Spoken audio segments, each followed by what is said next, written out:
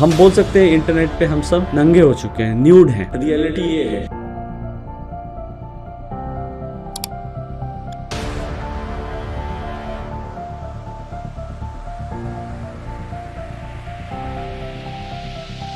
तो इन्होंने digitally information को कलेक्ट किया और फिर फिजिकली जाके वहाँ पे बॉम्ब्स गिरा दिए। अगर यही ना होता आज ये चीज़ें, ये टेक्नोलॉजीज ना होती तो ये शायद बहुत मुश्किल होता। What is the cyber security?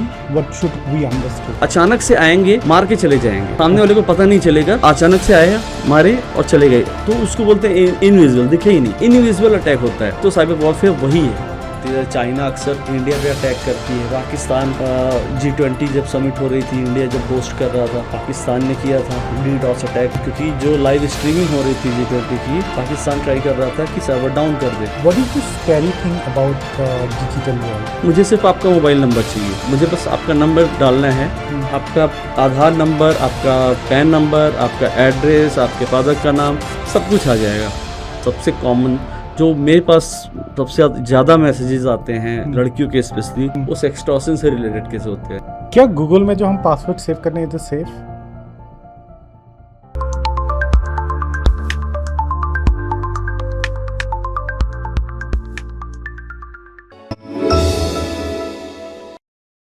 Welcome to the Open Talk Show. Thank you so much for the invitation.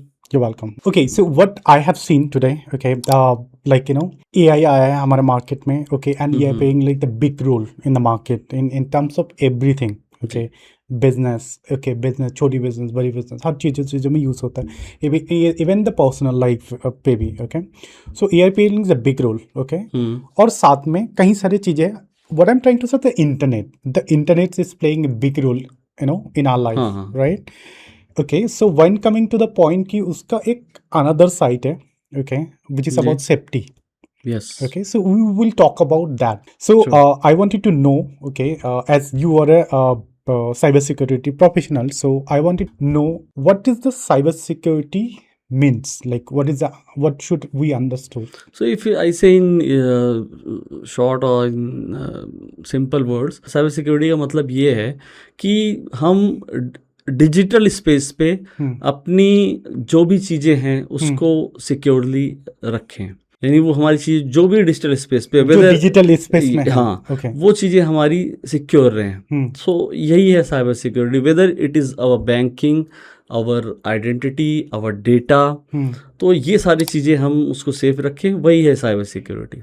Okay, मतलब ये सारी चीज़ों को हम सेव कर सकते, लेकिन we have are using multiple application in the mobile और कई सारी चीज़ें होता है, ओके, सो बहुत सारी चीज़ें होते हैं। सो एक लेमन मैन को अगर किसी को जानना है कि उनके लिए कौन सी पार्ट में ज़्यादा साइबर सिक्योरिटी की रिक्वायरमेंट है, मतलब सिक्योरिटी की रिक्वायरमेंट, हालांकि सब में है, जो मेनली होता है वो कौन कौन सी पार्ट है? आई थिंक सारे सब जगह साइबर सिक्योरिटी की आज के टाइम में रिक्वायरमेंट है। ओके, स्पेशली कोविड-19 जब पेंडेमिक आया उसके बाद से तो साइबर सिक्योरिटी का कहीं ना कहीं रोल और ज़्यादा बढ़ गया है, because everything started from like work from home, office from home.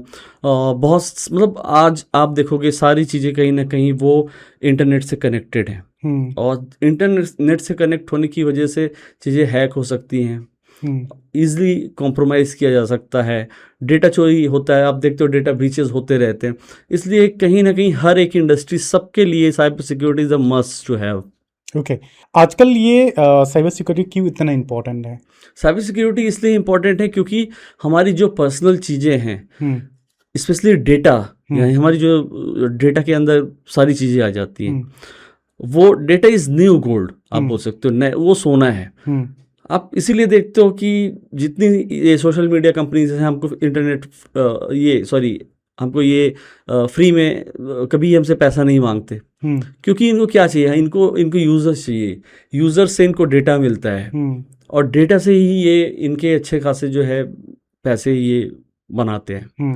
और जब डेटा ब्रीचेस होते हैं, आप सुनते हो गया आई थिंक हर मंथ कोई ना कोई डेटा ब्रीच होता है, उसमें हमारी पर्सनल इंफॉर्मेशन, पर्सनल डिटेल्स जो है, पासवर्ड क्या था, वो सारी चीज़ें पब्लिक हो जाती हैं। अभी जैसे लोगों को नहीं पता होगा या पता होगा, आधार का डेटा ब्रीच बहुत पहले ही हो चुका है। आपको पता है मेरा आधार जो है पूछने वाला था, घूम रहा था, मतलब घूम रहा है हर जगह, पूरी दुनिया में घूम रहा है। कोई भी अभी मुझे सिर्फ आपका मोबाइल नंबर चाहिए। आप अपना मोबाइल नंबर दो, टेलीग्राम पे मैं बता रहा हूँ आजकल ऐसे ऐसे चैनल्स बने हैं, और मुझे बस आपका नंबर डालना है, आपका आधार नंबर, आपका पैन नंबर, आपका एड्रेस, आपके फादर का नाम, सब कुछ आ जाएगा। तो कहीं ना कहीं हम बोल सकते हैं इंटरनेट पे हम सब नंगे हो चुके हैं, न्यूड हैं। रियलिटी ये है, क्या क्या क्योंकि मिल लोगों को सकता है पता ही इंटरनेट नहीं है। से एक इंडिविजुअल का? For example, apart from all of this, like I wanted to understand, like we have a Google Drive, we have a mini drive, we have a pictures in our photo, we upload photos in different variety of places where like हम Facebook में डाल दिया, Instagram में डाल दिया, या ऐसा हो सकता है बहुत सारे लोग डेटिंग ऐप में डाल देते हैं, या कुछ ऐसे जगह पे रखते हैं फोटो जो उनके लिए सीक्रेट है, राइट? सो अगर कोई ट्रैक करना चाहे तो वो कर सकता है, ईजिली कर सकते हैं। आप मैं आप और सारे लोग, स्पेशली जेनजीज जो हैं आज के न्यू जनरेशन, तो बहुत ज़्यादा सोशल मीडिया का यूज़ कर रहे हैं, स्पेशली इंस्टाग्राम, स्नैपचैट, ये एप्लीकेशन। अब फेसबुक एक ओल्ड स्कूल बोलते हैं लोग, इस समय इंस्टाग्राम और स्नैपचैट का ज़माना है, तो वो लोग डालते रहते हैं अपना हर एक्टिविटी। मतलब उनको 1% भी नहीं पता कि ये सब चीज़ें नहीं करनी चाहिए, वो अपनी लाइव एक्टिविटीज़ डालते रहते हैं। हो सकता है कोई उनको फॉलो कर रहा है, कोई उन पर नज़र रख रहा है, मॉनिटर कर रहा है उनको, लेकिन वो सारी चीज़ें डालते हैं, और इसी की वजह से वो कहीं ना कहीं साइबर क्राइम का शिकार, विक्टिम बन जाते हैं। जैसे फॉर एग्जांपल सेक्सटॉर्शन, सबसे कॉमन जो मेरे पास सबसे ज़्यादा मैसेजेस आते हैं लड़कियों के स्पेशली, वो सेक्सटॉर्शन से रिलेटेड केस होते हैं। अच्छा, यानी उनकी आज के टाइम में AI आ गया है, पहले थोड़ा डिफिकल्ट होता था, ये फोटोशॉप वगैरह से बनाते थे, एडिट करते थे, फोटो मॉर्फिंग करते थे। आज AI पे सिर्फ एक प्रॉम्प्ट दे रहे हैं और वो पूरा का पूरा एक पूरी वीडियो बन जा रही है उस लड़की की न्यूड, और उसमें ऑब्सीन कंटेंट्स हैं, तमाम चीज़ें, और फिर बाद में उनको सेक्सटॉर्शन या एक्सटॉर्शन, पैसे की डिमांड, तो ये सारी चीज़ें उनके साथ होती हैं लड़कियों के साथ। ओके, फिर उनके साथ वो पकड़ सकते हैं अगर? बिल्कुल पकड़ सकते हैं, केस रेस किया हाँ, तो? बिल्कुल। इसके लिए सबसे पहली चीज़, ये बहुत अच्छा आपने पॉइंट रेस किया है, मैं बोलना चाहूँ, क्योंकि बहुत सारे केसेस में क्या होता है, लड़कियां कंप्लेंट ही नहीं करती हैं। अच्छा, उनको ये लगता है कि मतलब जो होता नहीं, एक हेजिटेशन, शर्म सी, कि उनको शर्म लगती है कि मेरी न्यूड फोटो बना दिया है, वीडियो बना दिया है, उनको लगता है मेरे घर वाले ही नहीं ट्रस्ट करेंगे तो कैसे मैं इसको करूं, और उनको लगता है पुलिस कंप्लेंट कर दूंगी तो ये चीज़ें जो है वो बहुत ज़्यादा फैल जाएगी, जबकि ऐसा होता नहीं है। पुलिस को पता है कि चीज़ों को कैसे क्लासिफाइड रखना है, कॉन्फिडेंशियलिटी मेंटेन करके कैसे रखना है, तो उनको डरना नहीं चाहिए। हाँ, अगर उनको इतना वो लग रहा है कि मतलब उनको ठीक नहीं लग रहा है, वो ऑब्सीन कोई कंटेंट है, तो वो उसको ब्लर्ड कर सकती हैं, जो प्राइवेट पार्ट्स वगैरह उसमें रहते हैं, ब्लर्ड करके। लेकिन एविडेंसेस जो हैं, जो मोस्टली विक्टिम्स डिलीट कर देते हैं, सबसे बड़ी मिस्टेक वही करते हैं, वो एविडेंसेस को डिलीट कर देते हैं। अच्छा, हाँ, वो जो चीज़ें वो लोग ब्लैकमेलिंग के लिए भेजते हैं, फोटोज, वीडियोज, चैट्स, वो सब डिलीट कर देते हैं वो। अच्छा, अब जब आपने चीज़ें एविडेंस ही डिलीट कर दिया तो FIR किस बेसिस पे होगा? तो यही पे एक चैलेंज, और बाद में फिर वो उनका कंप्लेंट ये रहता है कि हमारे साथ तो कुछ हुआ ही नहीं, मेरे साथ ये हुआ, लेकिन पुलिस ने कुछ किया ही नहीं। ओके, अगर मैं जानना चाहूँगा कि इनसाइट की, अगर किसी के साथ ऐसे एब्यूज़ होता है, या इवन ऐसे बहुत सारे फ्रॉड होता है, पीपल वीडियो कॉल का वाला जो बहुत वायरल है, राइट? वीडियो कॉल करके they are trying to scam the other person, digital arrest बहुत ज़्यादा चला था। Correct. So I wanted to understand, मान लो ऐसे किसी के साथ अभी भी होता है, बिल्कुल हो रहा है, या फ्यूचर में होता है किसी के साथ, वो कैसे रिपोर्ट करें? ओके, और गवर्नमेंट क्या इनिशिएटिव लेता है, और रिपोर्ट करने से एक्चुअल होता क्या है? सबसे पहले मैं स्टार्ट करना चाहूँगा कि जब ऐसा किसी के साथ कुछ भी साइबर क्राइम हो रहा है किसी भी टाइप का, तो स्पेशली अगर वो फाइनेंशियल रिलेटेड है, फाइनेंशियल फ्रॉड हो रहा है, तो एक मिनिस्ट्री ऑफ होम अफेयर्स ने एक हेल्पलाइन नंबर दिया है 1930, इमीडिएटली उस पर कॉल कर दें। पहले लोग क्या करते थे, जब किसी का फ्रॉड होता था ऐसे फाइनेंशियल, वो भागते थे बैंक वाला बोलता था कि आप पहले जाओ FIR करो, वो जाते थे पुलिस स्टेशन वाला बोलता था कि जाओ साइबर सेल, वो उनका दिन पूरा उसी चक्कर लगाने में बीत जाता था। तब तक क्रिमिनल ने पैसा निकाल के वो चला गया। अभी इसी चीज़ को कहीं ना कहीं कम करने के लिए MHA ने ये एक लाया है हेल्पलाइन नंबर 1930। तो बहुत लोग जानते हैं, बहुत लोग नहीं जानते हैं, मोस्टली नहीं जानते हैं 1930। सबसे पहले उस पर कॉल करें, सारी चीज़ें बताएं, एक कोई ऑफिसर उठाएगा कॉल। हो सकता है टाइम लगे कई बार, क्योंकि बहुत सारे वो होते हैं। तो स्पेशली ट्रांजैक्शन आईडी, वो सारे स्क्रीनशॉट्स लेके रखें। ट्रांजैक्शन आईडी जरूर कहीं ना कहीं नोट करके रखें जो हुआ है ट्रांजैक्शन, क्योंकि उसी ट्रांजैक्शन आईडी के बेसिस पे पुलिस के पास अथॉरिटी है कि वो उस पैसे को फ्रीज कर सकता है। अगर एक टाइम बहुत क्रूशल पार्ट प्ले करता है इसमें, अगर जल्दी रिपोर्ट कर दिया विद इन 30 मिनट्स 45 मिनट्स, तो हो सकता है हाई चांसेस है कि पैसे जो है वो उसने विड्रॉ नहीं किए हैं, वो उसी बैंक में है या दूसरे बैंक में चला गया है, लेकिन पुलिस उसको फ्रीज होल्ड करा लेगी और वो पैसे बच जाएंगे। मैंने बैंक में काम किया, तो that side I already know.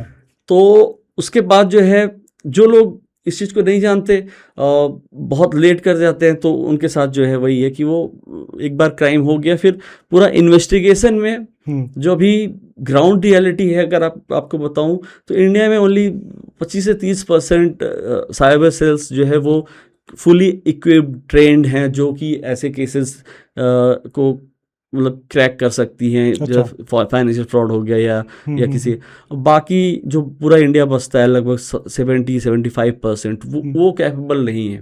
तो इसी वजह से वो उस कंप्लेंट को FIR में कन्वर्ट करते ही नहीं है, क्योंकि उन्होंने FIR में कन्वर्ट कर दिया, उनको पूरा इन्वेस्टिगेशन करना पड़ेगा, वो लंबा प्रोसेस होता है। फिर बाद में पैसा निकाल लिया उसने, फिर उसके बाद उसको ट्रेस करना, फिर अलग अलग स्टेट, बहुत सारी प्रॉब्लम्स भी आती हैं, पुलिस को भी बहुत सारी प्रॉब्लम्स फेस करना पड़ता है।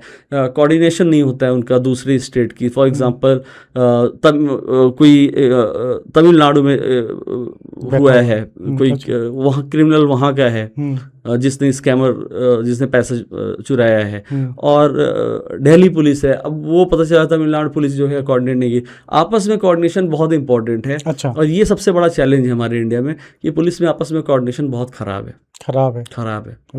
Okay, we'll talk about this part also. I wanted to understand now that cyber security actually क्या काम करता है? साइबर सिक्योरिटी उन सारी चीज़ों में काम करता है जो कि हमारे इंटरनेट यानी डिजिटल स्पेस पे जो चीज़ हम यूज़ कर रहे हैं, जैसे कि वेदर इट इज़ बैंक हो गया, हमारा ट्रांसपोर्टेशन हो गया, हम फ्लाइट यूज़ कर रहे हैं, हर जगह साइबर सिक्योरिटी का इम्पोर्टेंट रोल है। जैसे अभी आपने लास्ट ईयर सुना होगा, एक दिल्ली में ही एक हुआ था, GPS स्पूफिंग का केस था।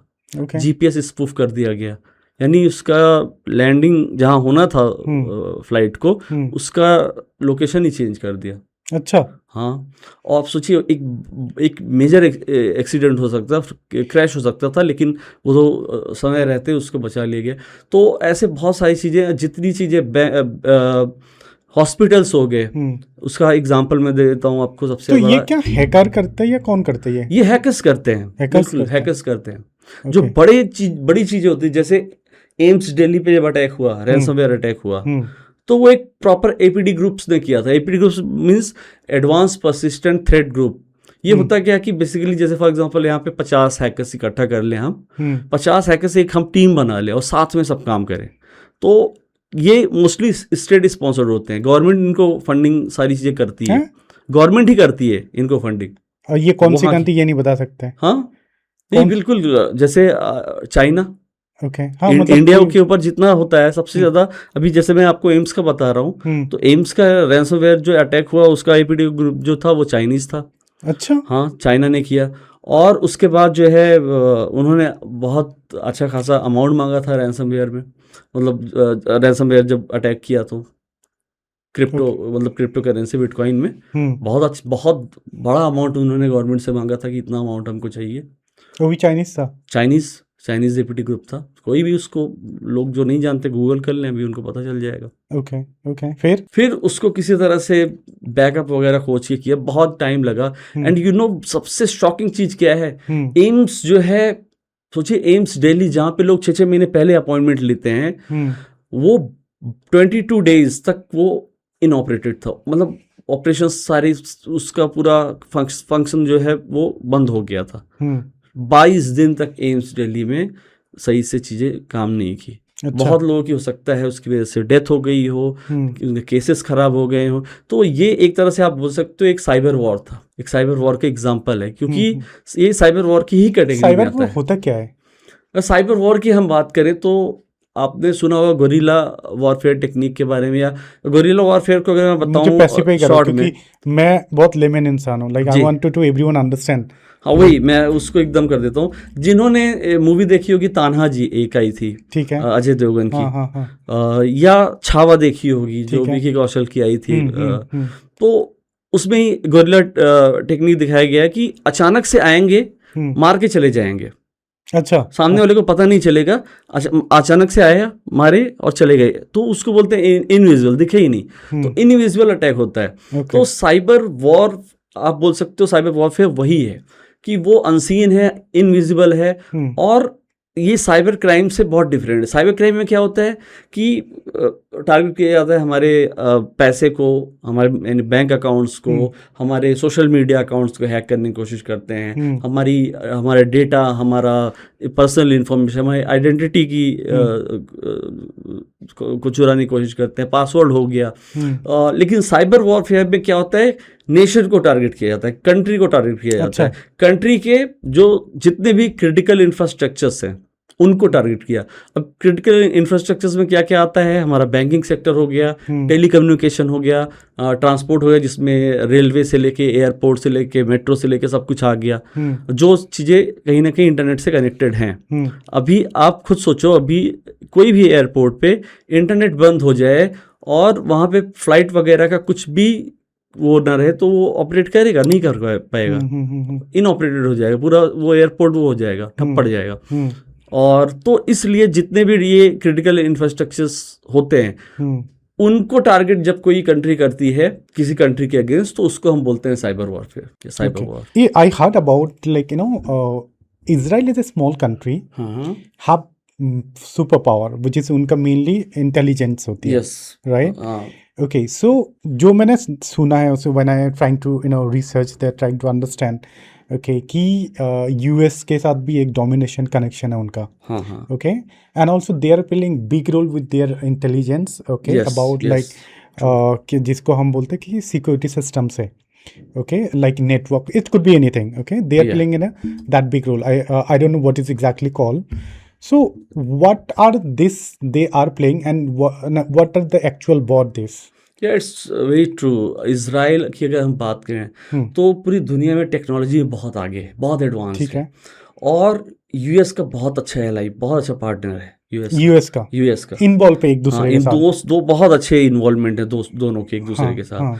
और अभी रिसेंटली आपने देखा होगा कि दोनों ने जॉइंटली ऑपरेशन किया, और ईरान में वहाँ के सुप्रीम जो लीडर थे, करेक्ट, जो कि मतलब मैं उसको मानता हूँ कि ये ह्यूमैनिटी नहीं है कि एक बुजुर्ग इंसान, एक 85 ईयर ओल्ड पर्सन को वहाँ पे पूरा उसमें प्रॉपर ओशेंट किया गया, उनकी लोकेशन निकाली गई कि एग्जैक्टली वो, तो पूरा प्रॉपर ये मॉनिटरिंग और सारी चीज़ करके उनकी लोकेशन आइडेंटिफाई करके वहाँ पे बॉम्बिंग की गई ताकि उनको मारा जा सके। Can you tell me one thing, उनकी डेथ तो हो गया, ओके, अगर उस जगह पे नेटवर्क नहीं होता, ओके, किसी भी तरह का, क्या ये पॉसिबल होता?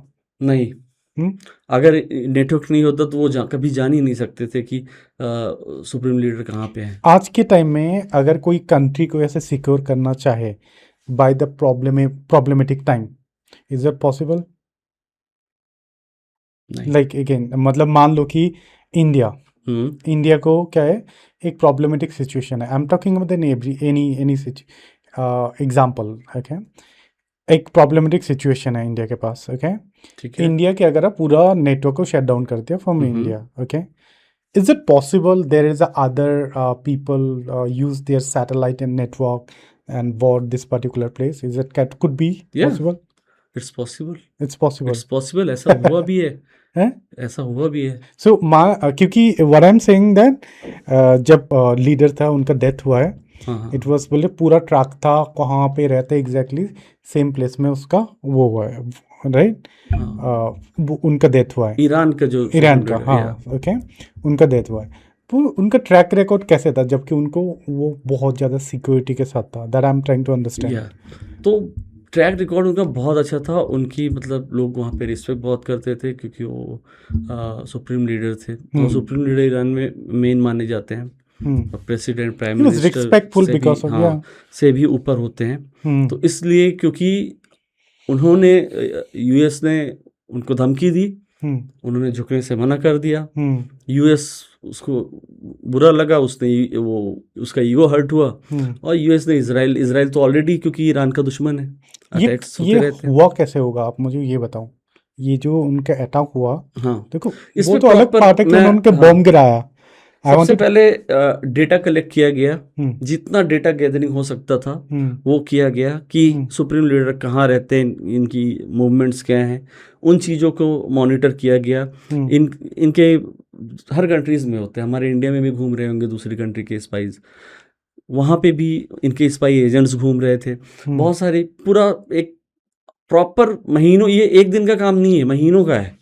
प्रॉपर मॉनिटरिंग की गई, उस ओशन किया, ओपन सोर्स इंटेलिजेंस यूज़ किया गया और तब जाके ये जब कंफर्म हुआ कि हाँ इस समय ये अपने घर पे हैं, तो वहाँ पे बॉम्बिंग कर दी गई, जिसकी वजह से वो, उनकी फैमिली, सब लोग। It's not nothing like a dark, it's are you talking about the in person या दोनों चीज़ें हैं? एक होता है ना कि उन्होंने by the data, internet data से कलेक्ट, एक डिजिटल डेटा से उन्होंने कलेक्ट किया, मतलब डिजिटल वॉर से। हाँ, डिजिटल वॉल से कहीं ना कहीं उन्होंने डिजिटली इंफॉर्मेशन को कलेक्ट किया और फिर फिजिकली जाके वहाँ पे बॉम्ब्स गिरा दिए। ओके, सो मतलब इन पर्सन कुछ नहीं, it is purely about digital. Yes, true.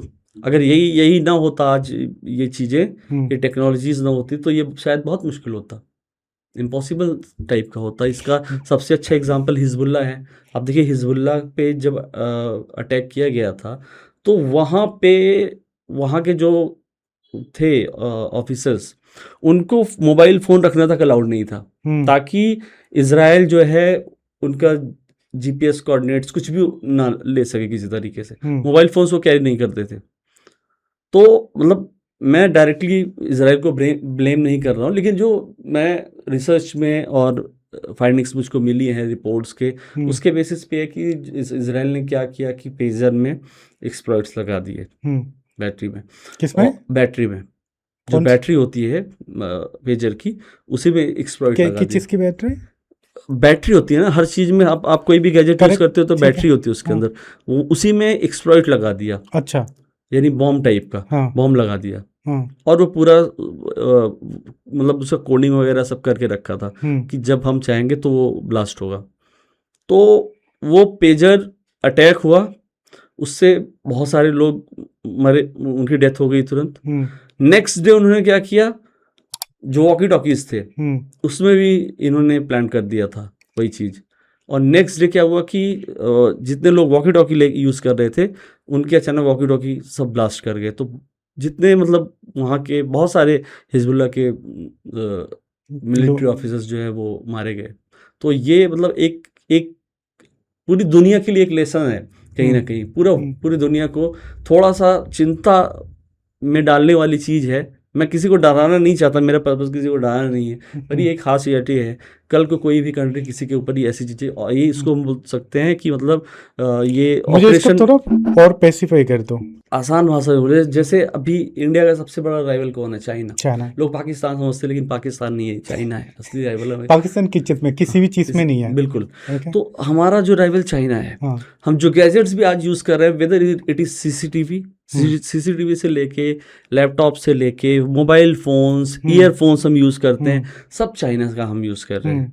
कल को हो सकता है वो कोई ऐसी वेव, ऐसी चीज़ वो डेवलप कर ले जिससे वो ऐसी फ्रिक्वेंसी हो कि वो हमने MI किसी भी कंपनी का हमने लगाया है, और वो अचानक से वो साउंड वेव कान में गई, और हो सकता है इंसान बेहोश हो जाए, उसकी डेथ हो जाए, कुछ भी हो सकता है, ब्लास्ट कर जाए। Is it possible? हाँ, बिल्कुल किया जा सकता है, बहुत इजीली किया जा सकता है। ये इसीलिए तो मैंने आपको ऐसे भी चीज़ होती है, ऐसा हुआ है कहीं? नहीं, ऐसा यही अभी मैंने जो आपको बताया हिजबुल्ला वाला, हाँ, तो उसी से एक सीखने की चीज़ है, क्योंकि हम डिपेंडेंट हैं। कल को वो अपडेट के नाम पे कुछ भी भेज सकते हैं। आपने अपडेट किया अपना कोई भी चीज़, आपने अपना मोबाइल अपडेट किया, हो सकता है उस मोबाइल में उन्होंने एक्सप्लॉइट डाल दे, वो ब्लास्ट हो जाए, वहाँ पॉकेट में अचानक से ब्लास्ट कर जाए। तो या हम ईयरफोन्स लगाते हैं, अचानक से उसमें ऐसी कोई फ्रिक्वेंसी आ जाए कि कुछ भी हो जाए हमारे साथ। तो ये एक बहुत बड़ा खतरा है जो हम यूज़ करते हैं चीज़ों को, गैजेट्स को। इसी वजह से आप मुझे देखोगे तो मैं मोस्टली जो है ईयरफोन्स यूज़ करता हूँ, मैं अवॉइड करता हूँ इन चीज़ों को। अच्छा, हाँ, मैं ईयरफोन यूज़ करता हूँ ज़्यादातर, ओके। ताकि ऐसा कुछ कभी हो ना, क्योंकि पॉसिबिलिटीज़ कभी भी कुछ भी हो सकता है। ओके, बट ये इसका तो आई थिंक रिस्पॉन्सिबिलिटी कंपनीज को लेना चाहिए, एग्जैक्टली। है ना? हाँ, okay. But what are shocking part to me, like you know, जो अगर किसी की डेटा, किसी की माइंड, किसी की behaviour, like you no, for example how the AI is developed, या people behavior, people talking, whatever, right? Okay, this is only the way they have collect all the data, and now all the data combine into play an AI. आज एक AI इतना बड़ा है कि human की तरह बोल रहा है, एग्जैक्टली। राइट? तो आप जो कह रहे हो ना, तो उसका बिगेस्ट एक पॉइंट है जो कि ऑलरेडी ऑन गोइंग है, जो कि अनसीनेट है, एंड ये डेटा ह्यूमन से आया है कम्प्लीटली, राइट? ओके, तो मुझे एक बात बताओ कि इस तरह से अगर एक वॉर होता है, ओके, ऐसा क्या डीप खतरनाक हो सकता है किसी भी कंट्री के लिए बॉट साइबर में? हाँ, मतलब इस तरह का वॉर हो तो ऐसा क्या क्या हो सकता है? बहुत चीज़ें हो सकती है, कुछ भी चीज़ें कराई जा सकती हैं। मुझे कुछ तो बताओ, लाइक जैसे सबसे मैं अगर आसान एग्जांपल दूं, साइकोलॉजिकल वॉरफेयर किया जा सकता है। ये क्या है? साइकोलॉजिकल वॉरफेयर मीन्स कि एक ऐसी मिस इन्फॉर्मेशन टाइप का, फेक न्यूज़, ऐसी चीज़ें हमें दिखाई जाने लगे अचानक से, और जिससे हम जो हम देखते हैं, आपको मैं बताऊं, जो हम देखते हैं, जो सुनते हैं, कहीं ना हमारे ब्रेन पे इसका बहुत इन्फ्लुएंस होता है, बहुत तगड़ा असर पड़ता है। इसका मैं आपको एक एग्जांपल दूं तो 2012 में फेसबुक ने क्या किया था, फेसबुक ने एक यही स्टडी किया था, लगभग 7 लाख लोगों पे उन्होंने क्या किया, 7 लाख यूजर्स पे आधा डिवाइड कर दिया, 3.5 लाख यूजर्स को उन्होंने क्या किया, डेली नेगेटिव फीड्स भेजते थे। उनके टाइमलाइन पे सिर्फ नेगेटिव चीज़ आती थी, डेथ हो गई किसी का कोई बीमार है, नई बीमारी आ गई, और 3.5 लाख को सिर्फ पॉजिटिव अच्छी चीज़ें उनके पास जाती थी। और उन्होंने ये नोटिस किया कि विद इन 2 वीक्स उन्होंने देखा कि जो नेगेटिव यूजर्स थे उनका बिहेवियर चेंज हो गया, बहुत एग्रेसिव हो गए, वो गालियाँ जाके देने लग गए कि पोस्ट पे तमाम चीज़ें लिखने लग गए अपने टाइमलाइन पे, नेगेटिव सारी चीज़ें। और जो पॉजिटिव यूजर्स थे वो उनको बहुत हैप्पी दिखे कि वो लाइफ में बहुत खुश हैं, बहुत अच्छी चीज़ें दिखते हैं। इससे हमको पता चलता है कि मतलब ह्यूमन साइकोलॉजी कैसे हम मतलब कुछ भी हम जो देखते हैं, कुछ भी सुनते हैं, कितना हमारे दिमाग पे असर करता है। और इवन मतलब इलेक्शंस तक पे इसका असर पड़ता है। यूएस के इलेक्शन सबसे बड़ा एग्जांपल है। अभी आप देखिए, जब डोनाल्ड ट्रंप को इस बार जब वो प्रेसिडेंट बने, आपने अगर नोटिस किया हो तो व्लादिमीर पुतिन वो कतई नहीं चाहते थे कि उनकी जो अपोनेंट थी दूसरी साइड की, कमला हैरिस, आई थिंक उनका नाम, कमला हैरिस को वो भी नहीं चाहते थे कि वो जीते, वो भी चाहते थे डोनाल्ड ट्रंप जीते। लेकिन प्रेसिडेंट पुतिन ने क्या किया, वो कमला हैरिस की तारीफ करते थे, क्योंकि यूएस के लोग वो पुतिन से नफरत कर रहे हैं, चिढ़ रहे हैं, कमला हैरिस की तारीफ पुतिन कर रहे हैं, तो वो कमला हैरिस को ना वोट देके वो ट्रम्प को वोट करेंगे।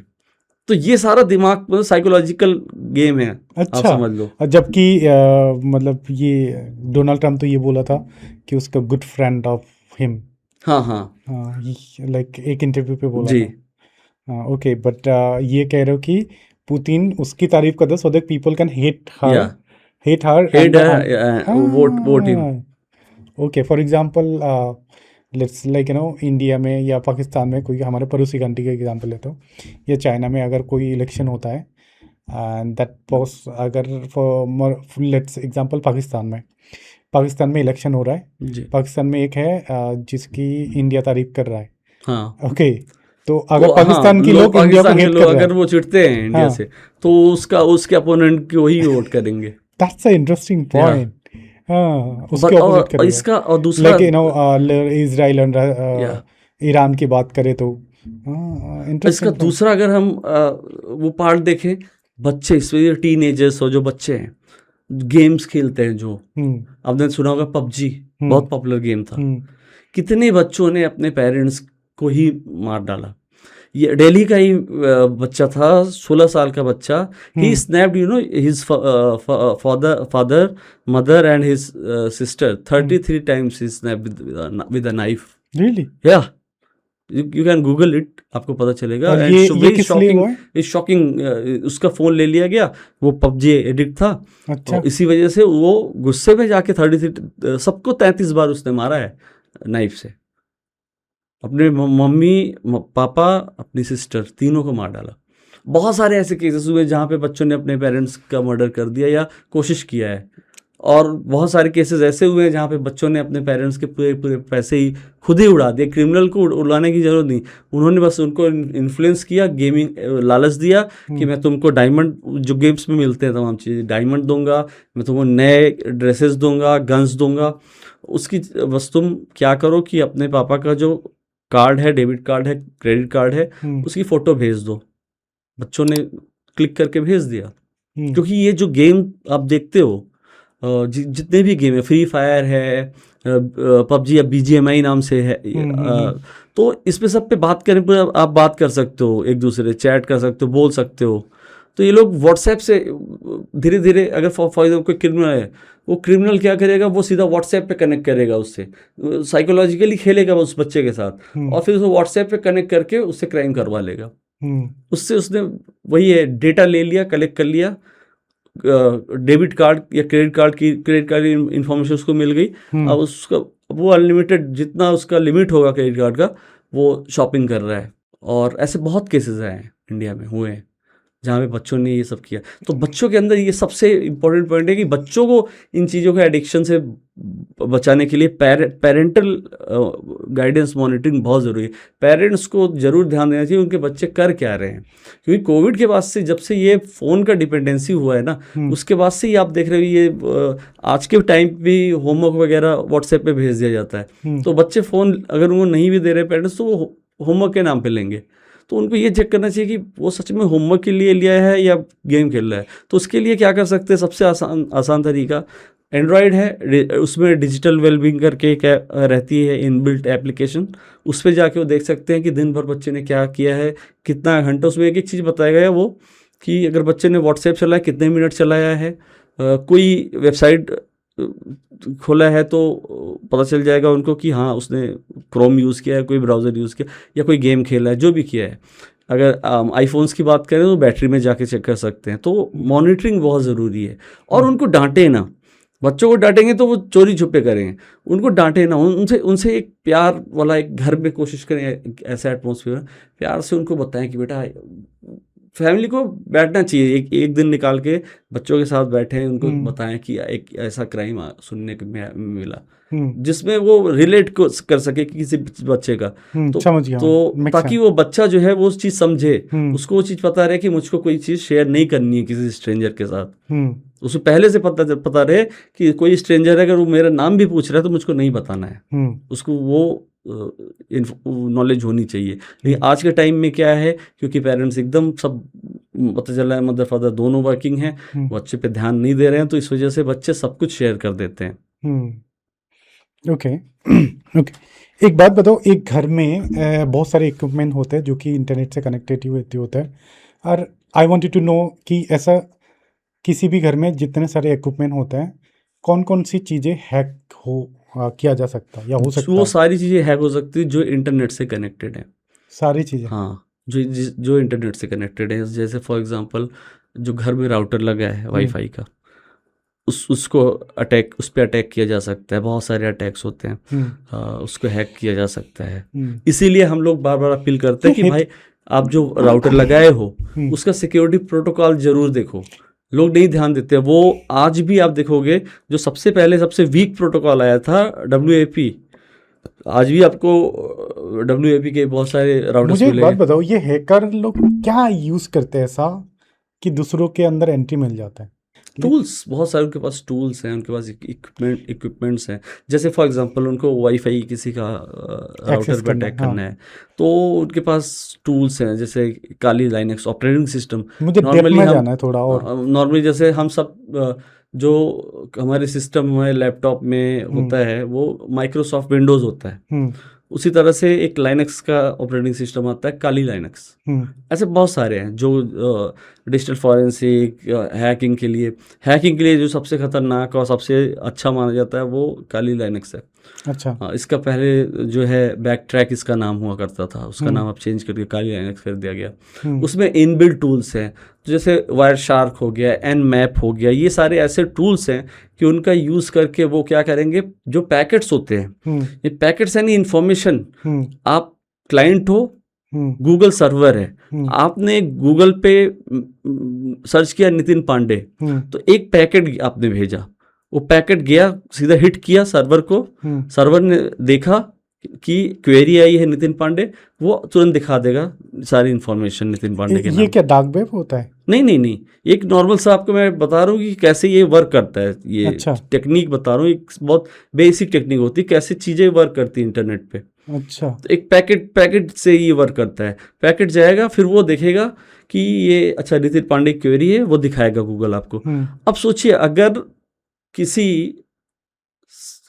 किसी भी वेबसाइट पे अगर लगातार लाखों पैकेट्स भेज दें, करोड़ों पैकेट्स एक साथ भेज दें, तो उसका क्या हालत होगा? वो उतनी क्वेरीज हैंडल कर पाएगा? नहीं कर पाएगा। तो इसको बोलते हैं डीडॉस अटैक, जो कि बहुत ज़्यादा यूज़ होता है, स्पेशली कॉर्पोरेट वगैरह में अटैक करते हैं और उनको बार बार एक्सटॉर्शन, ब्लैकमेल करते हैं, रैंसम की डिमांड करते हैं उनसे डीडॉस अटैक करके। क्योंकि वही है, उनकी सिक्योरिटी कहीं ना कहीं कमज़ोर है, उतनी अच्छी नहीं है, तो अटैक्स कर देते हैं। डीडॉस अटैक कर दिया, अब पता चल रहा है कि उनकी वेबसाइट जो है वो डाउन पड़ गई।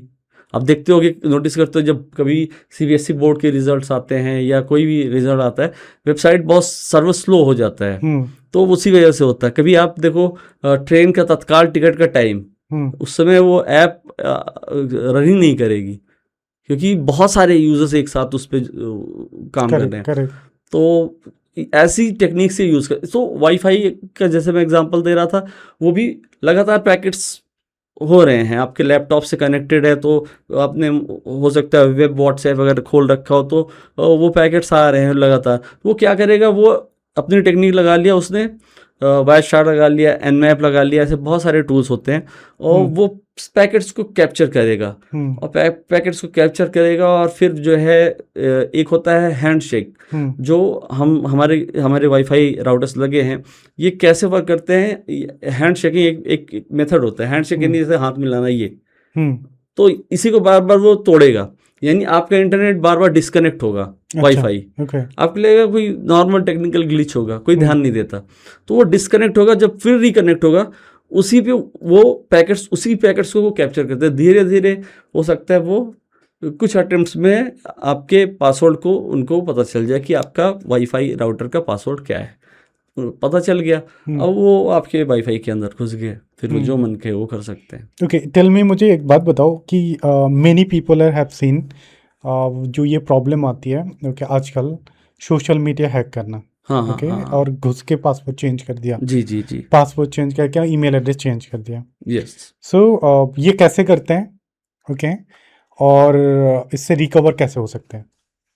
देखिए, जो साइबर क्रिमिनल्स है ये आजकल उन अकाउंट्स को ज़्यादा टारगेट करते हैं जिसपे फॉलोअर्स अच्छे हैं, ठीक है, रीच अच्छी है, उन्हीं अकाउंट्स को ये टारगेट करते हैं, उनको हैक कर लेते हैं। हैक भी वो कैसे होते हैं, क्योंकि उनकी सिक्योरिटी कहीं ना कहीं वीक है। अब इसी में उनको ये भी पता चल जाएगा कि क्या क्या चीज़ें उनको फॉलो करनी चाहिए पहले अपने अकाउंट को बचाने के लिए। पहले यही बताओ कि क्या क्या चीज़ों को उससे safe, I mean security follow करना चाहिए। एग्जैक्टली। तो बहुत लोग क्या करते हैं, अपना मोबाइल नंबर पासवर्ड रख लिया, अच्छा, अपना डेट ऑफ बर्थ पासवर्ड रख लिया, तो या पासवर्ड चूज कैसे करें? पासवर्ड ऐसे चूज करें कि पासवर्ड जैसे आपका घर है, ये कोई भी जगह आपका स्टूडियो है, तो स्टूडियो है, दरवाजा है, तो आप चाहोगे कि दरवाजे पे एक अच्छा लॉक होना चाहिए ना। आप ये नहीं चाहोगे कि कोई लॉक ही ना लगा हो, तो पासवर्ड तो आपको लगाना ही पड़ेगा। बिना पासवर्ड के तो कोई भी सोशल मीडिया अकाउंट काम ही नहीं करता, सब पासवर्ड मैंडेटरी है। तो पासवर्ड लोग बहुत, यही जैसे मैंने बताया, या क्वार्टी 1 2 3 आई लव यू, सबसे कॉमन ये सब पासवर्ड है दुनिया के। मतलब किस तरह का पासवर्ड रखना है? कॉम्प्लेक्स पासवर्ड कॉम्प्लेक्स होना चाहिए, उसमें कैरेक्टर्स भी होने चाहिए, उसमें अपर केस भी होना चाहिए, यानी अपर केस मतलब कि कैपिटल लेटर, लोअर केस भी होने चाहिए, और स्पेशल कैरेक्टर्स भी यूज करें, जैसे @, एक ही जगह कोशिश करें। और मैं सबसे आसान बताऊं लोगों को, जिससे उनको पासवर्ड्स अलग अलग रखें, और ये सबसे बड़ी गलती करते हैं। एक ही पासवर्ड आप देखोगे उनके सारी जगह, जो जीमेल है वहाँ से लेके उनका फेसबुक, इंस्टाग्राम, सब जगह एक ही पासवर्ड रहेगा। हर जगह पासवर्ड अलग रखें, स्पेशली जीमेल सबसे बड़ा खतरा है जीमेल। अटैकर वो सबसे पहले ट्राई करेगा जीमेल हैक करने का, क्योंकि अगर उसने एक बार आपका जीमेल हैक कर लिया ना, बाकी वो एक्सेस उसको खुद ही मिल जाएगा सबका। तो वो जीमेल आपको सबसे पहले सिक्योर करना है। तो पासवर्ड ऐसा रखिए, जैसे फॉर एग्जांपल आसान, अगर इसको करने की हम बात करें तो आसान शब्दों बोल सकते हैं कि किसी गाने का कोई लाइन हो गया, कोई भी गाना उठा लीजिए आप, उसका एक लाइन अपना, आपके फेवरेट गानों में से कोई भी एक, अभी जैसे एक मूवी धुरंधर आई थी, उसमें बहुत सारे अच्छे अच्छे गाने हैं, तो आप कोई भी एक उठा सकते हो उसका लाइन, और उसी का वही लाइन आप पासवर्ड बना लो, और वहाँ पे कुछ कैरेक्टर्स आप चेंज कर लो, उसको याद रख लो बस, कि जहाँ पे ए है मैंने @ लगाया है, जहाँ H है मैंने वहाँ पे हैशटैग लगा दिया है। इससे आपका पासवर्ड इतना स्ट्रांग हो जाएगा, उसको कोई ब्रेक नहीं कर पाएगा। उसके बाद जो शील्ड होती है, पासवर्ड तो आपने मान लीजिए लगाया, किसी डेटा ब्रीच में आ गया, आपका पासवर्ड पब्लिक हो गया। वो क्या गूगल में जो हम पासवर्ड सेव करने तो सेफ नहीं है? नहीं, जो हमारे सिस्टम हमें जब कहीं पे लॉगिन करते हैं जी, जब हम लॉगिन करते हैं, क्या उस टाइम एक ऑटो सेव का ऑप्शन होता है? बिल्कुल। क्या करना चाहिए? नहीं करना चाहिए। क्योंकि अगर कभी आपके सिस्टम पे अटैक हो गया, आपका सिस्टम किसी ने कॉम्प्रोमाइज कर लिया, तो उसको आपके सारे पासवर्ड्स मिल जाएंगे। फोन्स में देखिए, आईफोन्स में भी ये फीचर रहता है, पूरा वो पास की बना के रखा है, पासवर्ड कीज सबके पासवर्ड। तो अगर किसी को एक्सेस मिल गया आईफोन का, वो सारे पासवर्ड तुरंत चुराएगा, और उसके बाद जो बन के हो। तो इसलिए मल्टी फैक्टर ऑथेंटिकेशन ये बहुत इंपॉर्टेंट, लोग हम लोग हर बार अपील करते हैं, मैं हमेशा बोलता रहता हूँ कि मल्टी फैक्टर आपको हर जगह मिलेगा, अलग अलग नाम से मिलता है। कहीं पे 2 फैक्टर ऑथेंटिकेशन नाम से रहेगा, 2 फैक्टर ऑथेंटिकेशन, कहीं पे ये 2 स्टेप वेरिफिकेशन, कहीं पे 2 स्टेप वेरिफिकेशन, कहीं पे 2 फैक्टर ऑथेंटिकेशन। तो इसको जरूर इनेबल कर लें। ये क्या करेगा, एक सेफ गार्ड आपको पूरी तरह से, जैसे आपने वो एक शील्ड पहन लिया, बुलेट प्रूफ शील्ड वाला काम करेगा। अब किसी को पासवर्ड आपका पता भी चल गया, तो जैसे वो उस आपके उस अकाउंट में हैक करने की कोशिश करेगा, लॉगिन करने की कोशिश करेगा, आपके वो तुरंत जो है आपके नंबर पे OTP आ जाएगा। Recently happened to me, like I was in the meeting, okay, और मेरे पे से OTP के लिए बार-बार आ रहा है। हाँ, तो somebody was trying to hack your account. फिर मैं सोच रहा हूँ कि मेरे लैपटॉप पे एक्सेस है, कौन, अभी तो लैपटॉप भी कोई यूज़ नहीं कर रहा है मेरा, all of that, I am like ये कौन हो रहा है? तो उसमें मेरे, क्योंकि मैंने वही सिक्योरिटी लगा रखा है, okay, I am getting OTP and not even OTP, मतलब जो सिक्योरिटी के लिए आपको लॉगिन करने के लिए चाहिए ही। So I think one of the way, जो इसीलिए मैंने ऐड कर दिया फ़ोन नंबर, विदाउट वेरिफिकेशन में आपका लॉगिन ही नहीं होगा। बहुत अच्छी चीज आपने किया है, और एक अच्छा एग्जांपल भी आप खुद ही दे दिया कि किसी ने बहुत सारे जैसे ही आया ना, मेरे साथ क्या हुआ, जैसे ही मेरे पास आया मैसेज कि उसमें एक लिखा आता है ना कि ये आपने भेजा या नहीं, उसमें मतलब नॉट फॉर मी, ओके, मैंने नहीं किया ऐसा कुछ, मैंने उसको मैं रिपीटेड में डाल रहा है। So once I get free my self, I get and check that कि ये कहाँ लॉगिन हुआ होने की कोशिश करी। To be honest I haven't found anything, because login हुआ ही नहीं था जी। बट उसके बाद जाके मैं उसका लॉगिन हिस्ट्री भी चेक कर रहा था, किस एरिया में लॉगिन हुआ, क्योंकि वो दिखा देता है कितने डिवाइस में लॉगिन हुआ, कौन कौन एरिया में। एंड मैंने जाके चेक किया कि मैंने देखा कि कहीं पे लॉगिन है, देन आई एम ओके, हम लोग ओके, कहीं लॉगिन नहीं हुआ। तो आपने पासवर्ड चेंज किया अपना कि नहीं? नहीं किया है। नहीं, पासवर्ड आप चेंज कर लीजिए प्लीज। मैंने उस टाइम तो नहीं किया, आई डोंट नो करा या नहीं किया, आई डोंट रिमेम्बर, उस टाइम तो नहीं किया था। But ji. recently I did change, I think. I did change. तो मतलब पासवर्ड मैं ये सजेस्ट भी करूँगा कि हर 3-4 महीने में एक बार हमें चेंज कर लेना चाहिए पासवर्ड अपने, क्योंकि डेटा ब्रीचेस होते रहते हैं। अभी इंडिया में क्या है, डीपीडीपी एक्ट, एक डीपीडीपी एक्ट 2023, ये 2017 से फिलहाल इस पे काम चल रहा है। लेकिन ये हर साल गवर्नमेंट इसको वो करती है। अब सुनाई दे रहा है ये 2023 में बन गया था ये एक्ट, ये अभी इम्प्लीमेंट नहीं हुआ है। तो अभी ये सुनाई दे रहा है कि 2027 के मई में ये इम्प्लीमेंट होगा। अब देखिए होता है कि नहीं, 27 में होगा, 28 में होगा, 29-30 में, या नहीं होगा। अगर ये एक्ट हो जाता है तो उसमें लिखा है कि अगर आपका डेटा किसी डेटा ब्रीच में आता है तो आप उस कंपनी के ऊपर 250 करोड़ रुपए का फाइन लगा सकते हो। ये आपका लीगल राइट रहेगा कि आप उस कंपनी से सीधा उस कंपनी के ऊपर केस कर सकते हो कि मेरा personal data. This is for India या सिर्फ बाहर के लिए? नहीं, इंडिया की बात कर रहा हूँ अच्छा। मैं। इसी वजह से बोल रही है, एक्ट अभी तक इम्प्लीमेंट नहीं हुआ, जो कि हो जाना चाहिए। गवर्नमेंट को कर देना चाहिए। गवर्नमेंट पता नहीं क्यों इसको 2017 से ही काम हो रहा है, 9 साल हो गए। अब ये सुनाई दे रहा है अगले साल होगा, देखिए कब होता है। तो आपके पास ये राइट रहेगा कि 250 करोड़ रुपए आप फाइन उस कंपनी के ऊपर मार सकते हो। उस कंपनी को कुछ ना कुछ तो आपको कंपनसेशन देना ही पड़ेगा। और फिर कंपनीज ध्यान देंगे कि उनको कैसे अपने यूज़र के डेटा, आपके बहुत सारे उसमें राइट्स मिल जाएंगे। आपको राइट टू इन्फॉर्मेशन मिल जाएगा। आप कंपनी पूछ सकते हो मेरी क्या क्या इन्फॉर्मेशन तुम कलेक्ट की हो। जैसे आज हम कोई भी ऐप यूज़ करते हैं, वो एप्लीकेशन हमारी सारी परमिशंस ले लेती हैं, जबकि उसका कुछ लेना नहीं। मैं आपको बताऊं, कुछ साल पहले, ये 2017-18 की बात है, जब मैं रिसर्च कर रहा था, मैंने उसमें क्या फाइंडिंग मुझे मिली थी। हॉटस्टार, जो कि अब आई थिंक जियो हॉटस्टार ऐसे कुछ हो गया उसका नाम। हॉटस्टार में मैंने क्या पाया था कि वो बॉडी सेंसर्स की परमिशंस ले रही थी। बॉडी सेंसर्स, अब जो हम बॉडी सेंसर्स, यानी जैसे फॉर एग्जाम्पल मैंने इस समय स्मार्ट वॉच लगाया है, तो ये मैंने लगाया अपनी हेल्थ के लिए कि मैं कितना वॉक कर रहा हूँ, मेरा बीपीएम क्या है, मैं कितना सोया, तमाम चीज़ें। जो इसकी एक पर्टिकुलर में ऐप है, वो सारे लॉक्स रख रही है, ठीक है। लेकिन सोचिए हॉटस्टार ले रही है, इसका क्या मतलब है? इसका सीधा मतलब है कि हॉटस्टार आपकी ये सब चीज़ें कलेक्ट कर रही है और वो हॉस्पिटल्स को प्रोवाइड कर रही है। हॉस्पिटल्स को प्रोवाइड कर रही है आपका ये पर्सनल डेटा, आपकी यानी फिटनेस का डेटा, वो हॉस्पिटल्स को प्रोवाइड कर रही है। हॉस्पिटल्स क्या कर रहे हैं, जब उनको इतने बड़े बड़े अमाउंट में डेटा मिल रहे हैं, फिर हॉस्पिटल्स क्या कर रहे हैं? तभी आपने कभी नोटिस किया होगा कि हमें मैसेज आते हैं, फुल बॉडी चेकअप करा लो, इतने में हो जाएगा। यही रीज़न है कि ये सब हमें SMS और मेल्स आते हैं, कि आपका फुल बॉडी चेकअप हम इतने में कर देंगे। मैं खुद चौंक गया, I was shocked. How do you get to know that?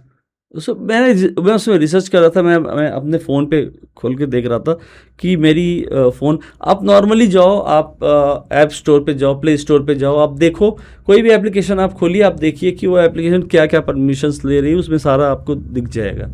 लोग यही गलती करते हैं, वो देखते नहीं हैं कि अच्छा, प्रॉब्लम ये है कि वो अगर आप अलाउ नहीं करोगे तो ऐप काम ही नहीं करेगी। मुझे एक बात बताओ, आजकल ना लोग ना बहुत सारे अलग अलग ऐप यूज कर रहा है, ओके, एंड बहुत सारे अलाउ का ऑप्शन आता है, लाइक फोटोज का, कैमरास का। इसी वजह से उनके अकाउंट्स हैक होते हैं, क्योंकि स्पेशली गर्ल्स, लड़कियां, अब देखोगे फैंसी कीबोर्ड्स का वो एप्लीकेशन इंस्टॉल किए हैं, उनका फैंसी कीबोर्ड है। कैमरा के लिए, वो फिल्टर के लिए बहुत सारे ऐसे जो बैंड हो गए। जैसे एक मुझे याद है, ब्यूटी प्लस करके एक एप्लीकेशन हुआ करती थी, वो चाइना की थी, इस वजह से गवर्नमेंट ऑफ इंडिया ने उसको बैन किया। तो यही जो एप्लीकेशन, थर्ड पार्टी लोग एप्लीकेशन यूज़ कर, बहुत आपने सुना होगा, GB व्हाट्सएप एक था, अभी भी है GB व्हाट्सएप। ये वो पूरा क्या है कि व्हाट्सएप का एक क्लोन्ड वर्जन है, उसी की तरह है। उसमें कुछ एक्स्ट्रा फीचर्स हैं, यानी आप सिंगल टिक पे देख सकते हो मैसेज, सामने वाले को लगेगा अभी मैसेज डिलीवर्ड ही नहीं हुआ है, और आप सिंगल टिक पे पढ़ सकते हो, कोई ब्लू टिक वगैरह कुछ भी नहीं आएगा। और स्टोरी जो है 24 आवर्स के बाद भी देख सकते हो, ऐसे तमाम चीज़ें हैं। और उसकी पूरी जब उस पर वर्क हुआ, उस एप्लीकेशन को देखा गया, उसके कोडिंग को देखा गया, तो मिला कि एक मैलिशियस ऐप है, यानी वो मेलवेयर है। वो हो सकता है कुछ भी कर रही हो, आपके की लॉग। एक बात बताओ, मान लो अगर हम किसी भी एप्लीकेशन को या अपनी लैपटॉप को अगर हम कोई भी अलाउ करते हैं, तो ऐसा मतलब एक तो हमने सुना है कि जब आपके कैमरा रिकॉर्ड होते है एक लाइट जलता है, राइट? सो ये तो हमने सुना है। क्या इज इट पॉसिबल कि कैमरा रिकॉर्ड करे विदाउट लाइट ऑन? लाइक हमने परमिशन दिया, ओके, हमने परमिशन दिया and now camera record us, we can see the we see that camera is off, but is it possible still recording? या ऐसे स्पाईवेयर्स हैं जहाँ पे हो सकता है वो स्पाईवेयर जो है आपको देख रहा हो, कोई थर्ड पर्सन जो बाहर आपके फ़ोन में स्पाईवेयर इंस्टॉल है, कोई बाहर से मतलब कोई साइबर क्रिमिनल देख रहा हो, लेकिन आपके वो फ़ोन में वो लाइट नहीं दिख रही हो। हाँ, वही कह रहा हूँ, कैमरा वाली फ़ोन में या कैमरा में, क्योंकि वो कोडिंग ही ऐसी की गई है कि उसको कैमरा को की उस लाइट को डिसेबल कर देगा उस टाइम के लिए। अच्छा, हाँ, पर वो रिकॉर्ड होगा सब हाँ, कुछ? सब कुछ रिकॉर्ड। इसलिए मैं हमेशा अपील करता हूँ, और ये जेंजीज बहुत यूज़ कर रहे हैं, बहुत बड़ा रेड फ्लैग है, मैं आपको बता रहा हूँ। जो वॉशरूम में फ़ोन लेके जाते हैं लोग ना, वॉशरूम आजकल आप देखोगे ट्रेंड बन गया है, बिना फ़ोन के वॉशरूम नहीं जाते, बाथरूम लोग नहीं जाते। हाँ, नहा रहे हैं तब भी फ़ोन लेके जा रहे हैं, गाना लगा के रख दिया। तो लड़कियों के साथ बहुत सारे ऐसे केसेस हुए जहाँ पे लड़कियों के साथ क्राइम्स हुए, फ़ोन लगा के रखा, अब उनको पता नहीं उनके फ़ोन में स्पाईवेयर है, और वो सारी चीज़ें जो है वो कैप्चर कर रहा है, उनकी पूरी वीडियो कैप्चर हो जा रही है, बाद में ब्लैकमेल कर रहा है उनको। ऐसे बहुत सारे केसेस हुए हैं। अच्छा, हाँ, तो बच्चे इस मतलब कोशिश करें कि गैजेट्स को जो है अपनी जो एक आपके एकदम पर्सनल स्पेस होता है, वॉशरूम हो गया, बेडरूम हो गया, वहाँ पे इन चीज़ों को बंद ही रखें तो अच्छा है। I think people should understand that okay it's gadget and it's for entertainment, but Yes. not for like using too much, okay? True. आपको मूवी देखना है तो मूवी देख लो, आपको मतलब सोशल मीडिया यूज़ करना है, you know, use the right one, okay? आपको ये सब करना है, बट उसके apart from this there is a few thing you have to be always keeping on your mind. जैसे आपने बताया कि आपके फ़ोन में क्या चीज़ों में आपने एक्सेस दिया है नहीं दिया, आपको पता भी नहीं होगा, क्योंकि आप कहीं पे टर्म्स एंड कंडीशन नहीं देखते हो। So whenever you go to washroom, whenever you go to something, you are doing something, some activities which is you feel not to show anyone, तो be careful, always, right? Be careful, be vigilant. Yeah. Okay, what about AI? Today we live in the AI era, so many people are creating like a website, okay, creating a business, right? So मुझे ये जानना है कि ये जो app बनाता है, website बनाता है, is that those are secure website और सिक्योर ऐप, और दस लाइक उस क्या उनको साइबर सिक्योरिटी की रिक्वायरमेंट है या नहीं है? AI को द वेबसाइट AI तो बना के दिया है, सो लाइक क्या मतलब मुझे ये जानना है कि उनका सिक्योरिटी कितना है। For example someone make a website from AI, क्या उसके लिए सिक्योरिटी चाहिए अलग से? बिल्कुल चाहिए, बिल्कुल चाहिए। आपने AI को एक प्रॉम्प्ट दिया कि एक वेबसाइट बना दो, AI ने आपको वेबसाइट बना के दे दिया, ठीक है। अब आपको सिर्फ वेबसाइट मिली, उस वेबसाइट को आप कहीं होस्ट करोगे, जहाँ पे आप होस्ट करोगे आपको ये देखना है कि वो सर्वर सिक्योर्ड हो, सर्वर की सिक्योरिटी देखनी है। उसके अलावा apart from server you have to make sure that आपका क्लाउड फ्लेयर यानी जो DDoS अटैक वगैरह होते हैं उसको बचाने के लिए क्लाउड फ्लेयर आप यूज़ कर रहे हो, अच्छी फायरवॉल आप यूज़ कर रहे हो, आपने अच्छा कॉन्फ़िगरेशन कर रखा है अपने फायरवॉल वगैरह में कि कोई मान लीजिए बहुत सारे पैकेट्स आ रहे हैं तो उसको तुरंत वो ब्लैकलिस्ट कर दे। तो ये सारी चीज़ें करनी पड़ती हैं। AI सिर्फ AI आपको वेबसाइट बना के देगा, उससे सारी चीज़ें नहीं होंगी। अच्छा, मतलब you need a security. Yes, okay. और एक बात बताओ, क्या हैकर आल्सो यूज AI?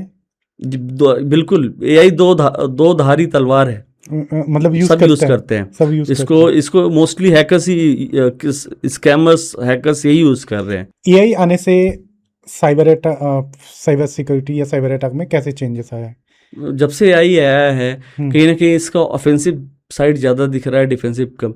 जैसे मैं आपको एक आसान भाषा में बताऊं तो पहले जो स्कैमर्स होते थे, जामतारा की हम बात कर लें, जामतारा हब है स्पेशली फाइनेंशियल फ्रॉड्स का। तो पहले वो मेल्स करते थे, जब ईमेल्स करते थे या मैसेजेस भेजते थे, आप देखिए उसमें स्पेलिंग मिस्टेक्स रहती थी, ग्रामेटिकल मिस्टेक्स रहती थी, जो हम ट्रेनिंग वगैरह में बताते थे कि इन चीज़ों को आपको ध्यान से पढ़ना है एक चीज़, और लिंक को जरूर देखना है। लिंक वो जो है आपको पता चल जाएगा कि इस बैलेंस ये हो सकता है फिशिंग लिंक हो। आज क्या हो गया, एआई के आने से एक स्कैमर जो कभी स्कूल भी नहीं गया है, वो क्या कर सकता है, वो सिंपली एक प्रोफेशनल ईमेल बना सकता है जो कि एकदम प्रोफेशनल लगेगा, आपको लगेगा वो बैंक से ही आ रहा है। वो सबसे डेंजरस चीज़ जो है वॉइस क्लोनिंग टेक्निक जो आ गई है। अभी मेरी आवाज़ बहुत जगह है, यूट्यूब पे आपको बहुत जगह मिल जाएगी। मेरी आवाज़ को क्लोन करके अब पता चला मेरे घर पे किसी मेरे फैमिली मेम्बर को भेज दिया गया कि मेरा एक्सीडेंट हो गया है, मैं इस हॉस्पिटल में एडमिट हूँ, जल्दी से इतना पैसा भेजो। मेरा फ़ोन टूट गया है, इस यूपीआई अकाउंट में या इस बैंक अकाउंट में इतना पैसा भेजो। फैमिली वाले पैनिक करके भेज देते। बहुत सारे केसेस हुए हैं जहाँ पे वॉइस क्लोनिंग किया गया है एआई की हेल्प से। पहले ये बहुत डिफिकल्ट हुआ करता था, अब बहुत इजी एआई ने कर दिया है। क्या ऐसे फेक ईमेल एड्रेस या फेक वॉइस तो बना ही सकते, आपने बोला बना सकते हैं जी। फेक ईमेल भी बना सकता है, फेक ईमेल बना सकता है, वीडियोस लाइक वीडियोस भी बना सकता है, जो डिफिकल्ट टू लाइक सेक्सटॉर्शन के केसेस देखिए बढ़ गए जब से एआई आया है। पहले फोटोशॉप से करते थे, अभी क्या एक प्रॉम्प्ट देते हैं, सब वो बना दे रहा है। क्या वो मतलब इज इट पॉसिबल कि उसको डिटेक्ट कर सकते कि एआई से? डिटेक्शन की भी टेक्निक्स हैं, हम लोग ट्रेनिंग में सिखाते भी हैं कि कैसे डिटेक्ट करें, हाउ टू डिटेक्ट कि कोई भी पिक्चर वीडियो एआई है या रियल है। फिर हमारे ऑडियंस के लिए बताइए कि अगर कोई भी फोटो या वीडियो अगर उनको मिलता है, दे हैव अ डाउट कि ये एआई से बना हुआ, ये कैसे ट्रैक करे? वो बहुत सारी वेबसाइट है। जैसे वीडियो के लिए मैं बताना चाहूँगा, एक वेबसाइट है डीपवेयर। हाँ, डीपवेयर ओपन सोर्स फ्री है, कुछ भी एक उनको पैसा नहीं देना है। गूगल सिंपली गूगल करें डीपवेयर, DEEPWARE, डीपवेयर गूगल करें, उनको उस वेबसाइट पे वो चले जाएं और वहाँ पे वो उस वीडियो को अपलोड कर दें। वो चेक करके बता देगा कि वो वेबसाइट जो है वो वीडियो जो है एआई जनरेटेड है या ह्यूमन जनरेटेड है। अगर उसी तरह हम फोटो की बात करें, ऐसे बहुत सारी ओपन सोर्स वो गूगल कर सकते हैं नॉर्मली और उनको मिल जाएगा। लेकिन इसके अलावा अल्टरनेट वेबसाइट्स है, जैसे हाइव मॉडरेशन, एक है हाइव मॉडरेशन बहुत अच्छी ऐप वेबसाइट है, वो भी फ्रीली वर्क करती है। वहाँ पे आप इमेज डिटेक्ट कर सकते हो, इसके अलावा ऑडियो डिटेक्ट कर सकते हो, टेक्स्ट भी कर सकते हो कि एआई से जनरेट किया गया है कोई टेक्स्ट कि नहीं। उसके अलावा ज़ीरो जीपीटी है जो टेक्स्ट डिटेक्शन वाला काम करता है। फोटोज़ के लिए isitai.com एक वेबसाइट है। ये सारी मैं जो बता रहा हूँ सब ओपन सोर्स है, फ्रीली अवेलेबल है। लोग इसका यूज़ करके डिटेक्ट कर सकते हैं कि एआई जनरेटेड है या रियल है। आपको ऐसा कुछ लगता है कि हमें थोड़ा सा थोड़ा वरी रहना चाहिए because of AI in cyber security industry? बिल्कुल, हमें वरी नहीं, हमें मतलब थोड़ा सा प्रिपेयर रहना चाहिए क्योंकि देखिए एआई के एडवांटेजेस भी बहुत है। अगर मैं कुछ उसकी पॉजिटिव साइड्स की बात करूं, एआई हेल्थ केयर में बहुत अच्छा काम कर रहा है। आज के टाइम में उसको बहुत सारे हॉस्पिटल्स ने अडॉप्ट कर लिया है एआई को। अभी मैं आपको बताऊं, पुणे का ही एक हॉस्पिटल है जो कि कैंसर डिटेक्शन के लिए एआई को यूज़ करता है। तो वो अर्ली स्टेज पे वो डिटेक्ट कर लेगा कैंसर को। तो उसके अलावा अभी जो ओपन एआई है जिसका चैट जीपीटी है, उसकी एप्लीकेशन की सीईओ मिस फिजी, उनको किडनी स्टोन था, वो हॉस्पिटलाइज थी उसके लिए ऑपरेशन के लिए। तो किडनी स्टोन था उनको, तो जो डॉक्टर ने उनको मेडिसिन प्रिस्क्राइब की थी उसको चैट जीपीटी ने रेड फ्लैग किया तुरंत कि ये डेंजरस मेडिसिन है। और जब चेक किया उन्होंने तो सच में वो एक डेंजरस मेडिसिन थी जो कि उनको और नुकसान पहुंचा सकती थी। तो उसके बाद ओपन एआई ने अनाउंसमेंट किया कि अब हम बहुत जल्द चैट जीपीटी हेल्थ भी ला रहे हैं। अब बहुत जल्द हो सकता है इसी साल या अगले साल आपको चैट जीपीटी हेल्थ भी मिल जाए, क्योंकि लोग बहुत सारी क्वेरीज करते हैं। चैट जीपीटी आप कभी भी उससे मेडिकल क्वेश्चंस करो, आप देखो बहुत अच्छे आंसर्स, डॉक्टर जैसा आंसर्स देगा, और बात भी ऐसे वे में करता है, उसका एल्गोरिदम ऐसा ट्रेंड हो जाएगा आपके साथ। आप कभी चैट जीपीटी का I have also checked like you know audio version आप ऑन करके बात करो, वो एकदम जैसे लगेगा आप किसी इंसान से बात कर रहे हो। completely तो इसी तरह से अगर हम बात करें आज जो एआई ड्रिवन कार्स हैं बन रही हैं, BMW हो गई, उसकी टेस्ला हो गई। is it safe, is it like all crackable? That's why I'm talking about it, because मैं इसके बारे में जरूर बात करना चाहूँगा। चाइना में एक कंपनी है वेमो, उन्होंने एआई ड्रिवन कार्स बनाई हैं बहुत सारी, और मैं आपको बताना चाहता हूँ कि उन्होंने पिछले 2 सालों में 20 मिलियन राइड्स कंप्लीट कर ली हैं, 20 मिलियन, और उसमें 13 कैमरास लगे हैं 360 डिग्री के, बहुत सारे सेंसर्स लगे हैं। क्रेजी ना आज, या एग्जैक्टली क्रेजी। सोचिए जस्ट 20 मिलियन राइड्स उसने कंप्लीट कर लिया है विदाउट हैविंग सिंगल एक्सीडेंट, एक कोई भी माइनर सा भी एक्सीडेंट नहीं हुआ है। तो ड्राइवर्स के लिए कहीं ना कहीं खतरा है, फ्यूचर में हो सकता है एआई ड्रिवन का, लेकिन हाँ हमारे देश में जो जिस तरह से ट्रैफिक के हालात हैं, ये बहुत बड़ा खतरा भी नहीं कर सकता। यहाँ पे वही चीज़ वो इंसान के ऊपर चढ़ा देगा, वॉक नहीं कर सकता। तो बहुत यहाँ पे तो वही है कि जहाँ पे सही से फॉलो किया जाता है उन कंट्रीज़ के लिए अच्छा है। तो एआई के बहुत सारे एडवांटेजेस हैं। अभी जैसे डिफेंस की हम बात कर रहे हैं, डिफेंस में भी एआई को यूज़ करता है। जैसे फॉर एग्जांपल यूएस जो है वो अभी ग्रॉक को इंटीग्रेट कर रहा है एआई में, जेमिनाई को कर चुका है डिफेंस में उनका, डिफेंस में, ताकि और उसको इन्हेंस कर सके अपनी डिफेंस टेक्नोलॉजी को। हम अपने देश अगर इंडिया की बात करें तो हम मोस्टली एआई का use in terms of defence R&D में करते हैं, मतलब R&D रिसर्च एंड डेवलपमेंट में करते हैं। तो यही सारी चीज़ें जो कुछ इसके पॉजिटिव साइड्स हैं, अच्छे हैं। जैसे आपने एक बात बोला ना कि हम एआई से वेबसाइट जो बना लेते हैं, है ना, उसकी सिक्योरिटी नहीं करता है, that mean there is a opportunities to create a business. Exactly.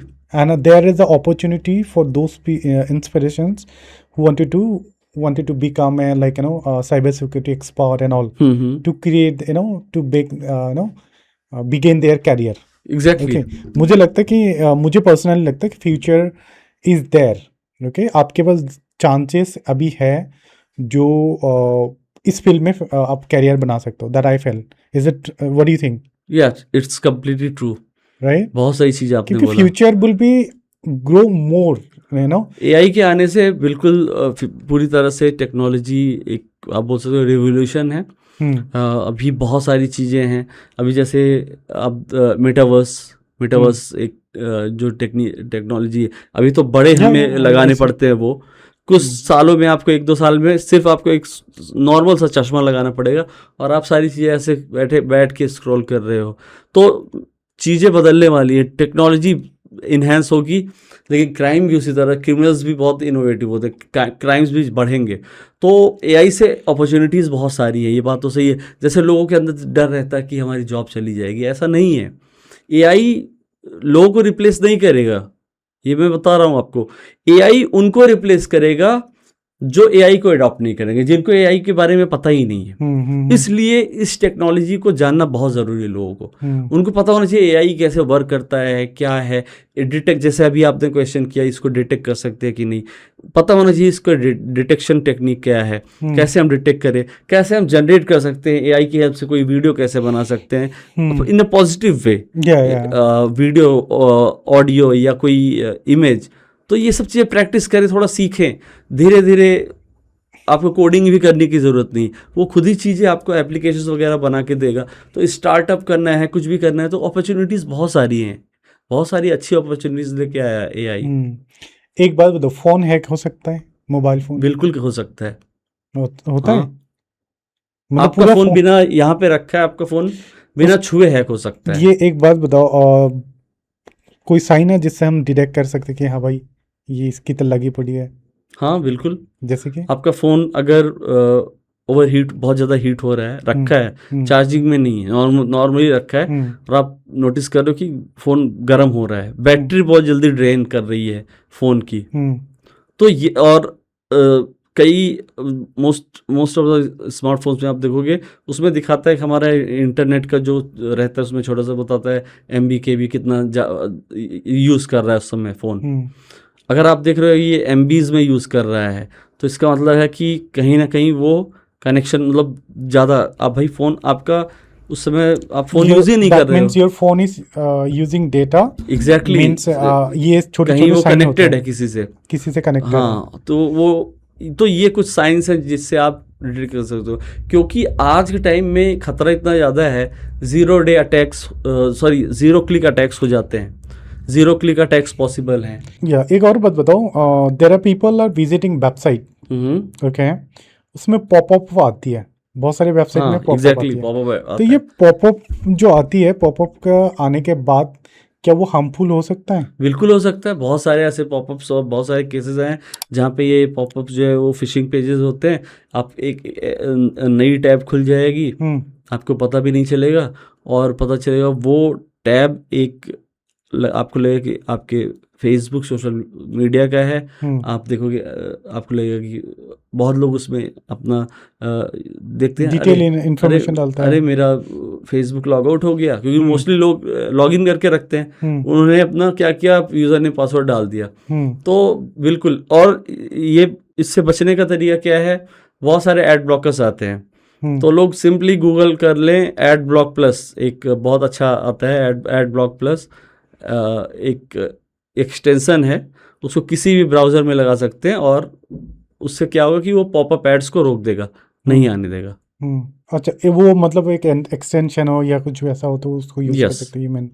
Okay, मतलब what I am trying to understand कि जो ऐसे आते हैं ना पॉपअप, उसकी वजह से मैंने सुना था हैक होता है। बिल्कुल होता है, ये भी एक ऐसा साइन है, राइट? जी। So be careful whenever you using a website.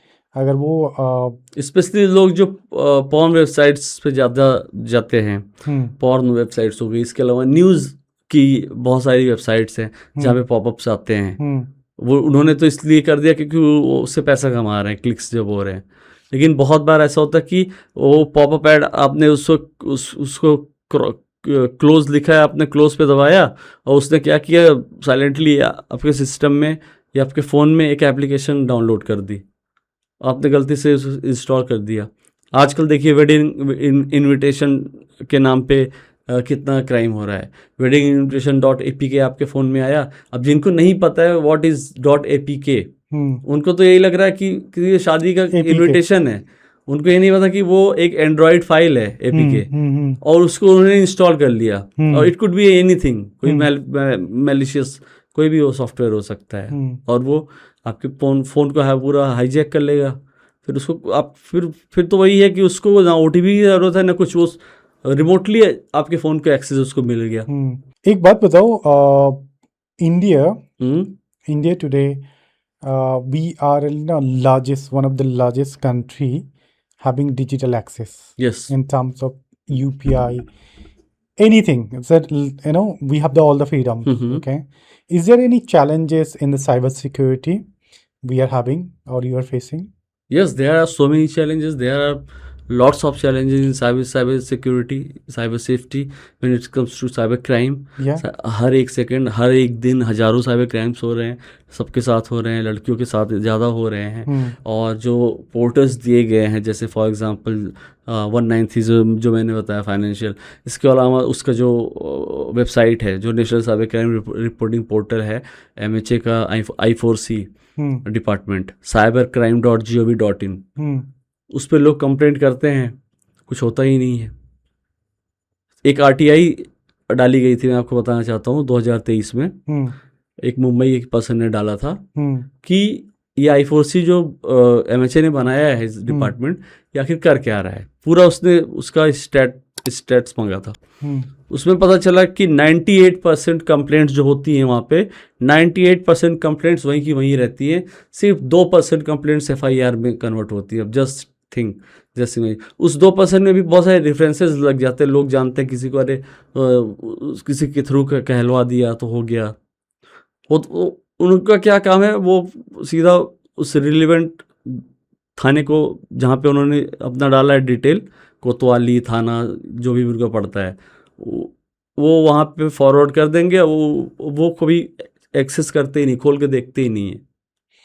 Indian cyber security intelligence अभी पूरी दुनिया में किस स्टेज पे है? अगर हम बात करें इंडियन साइबर सिक्योरिटी, पूरी दुनिया में टॉप कंट्रीज में इंडिया भी है। हाँ, जैसे यूएस हो गया, इजराइल हो गया, तो उसमें इंडिया भी है। तो क्योंकि हम ऑलरेडी, अगर हम बात करें आईटी में, हम सुपर पावर हैं। आप पूरी दुनिया में देखते भी होंगे। फिर चाइना इतना आगे क्यों बढ़ रहा है, हम क्यों नहीं बन रहे? I just try to understand China इतना आगे क्यों बढ़ रहा है। ये बहुत अपने आप में बहुत अच्छा क्वेश्चन है, not just in terms of cyber security but also, मतलब टेक्नोलॉजी या कोई भी चीज़ आप देख लो, चाइना का बहुत आगे है। तो मेरे ख्याल से हो सकता है वहाँ पे करप्शन कम हो, ये सब कुछ रीजंस होंगे, और स्ट्रिक्टनेस ज़्यादा हो कि अगर किसी गवर्नमेंट सर्वेंट को वो कोई काम, डेडिकेटेड काम दिए, उसको वो काम करना है, उसकी पूरी रिस्पॉन्सिबिलिटी। हमारे यहाँ क्या है, मैं आपको बताऊं ग्राउंड रियलिटी। जो लोग कंसल्टेंट हैं, काम कर रहे हैं इन एजेंसीज के साथ, 2-2, 3-3 लाख रुपया उठा रहे हैं पर मंथ, वो असली में कुछ कर ही नहीं रहे, कुछ नहीं कर रहे हैं। उनको इन्फॉर्मेशन चाहिए, उन्होंने 4-6 बच्चे पकड़ लिए हैं, उनसे इन्फॉर्मेशन कलेक्ट करवाते हैं, उनको दे दिया टास्क, एक काम करो, जरा देखो ओशन करो, कुछ मिलता है। उनसे ओशन करके कुछ इन्फॉर्मेशन मिली, उसको फॉरवर्ड कर दिया आगे। ये होगा कि इन्होंने ही किया है। तो यहाँ पे ये होता है। तो may be because of that government को इन चीज़ों पे ध्यान देना चाहिए, प्रॉपर मॉनिटरिंग होनी चाहिए। हर साल, मेरा ये पर्सनली मानना है कि गवर्नमेंट को हर साल चेक करना चाहिए कि क्या क्या हो रहा है, कितना सुधार हुआ, कितनी खामियां हैं। जो खामियां हैं उस पर सुधार करने की बहुत ज़रूरत है। आपको क्या लगता है कि लोगों के अंदर एक किस तरह का बिहेवियर होता है when talking about cyber security? डर, लोगों के अंदर डर होता है।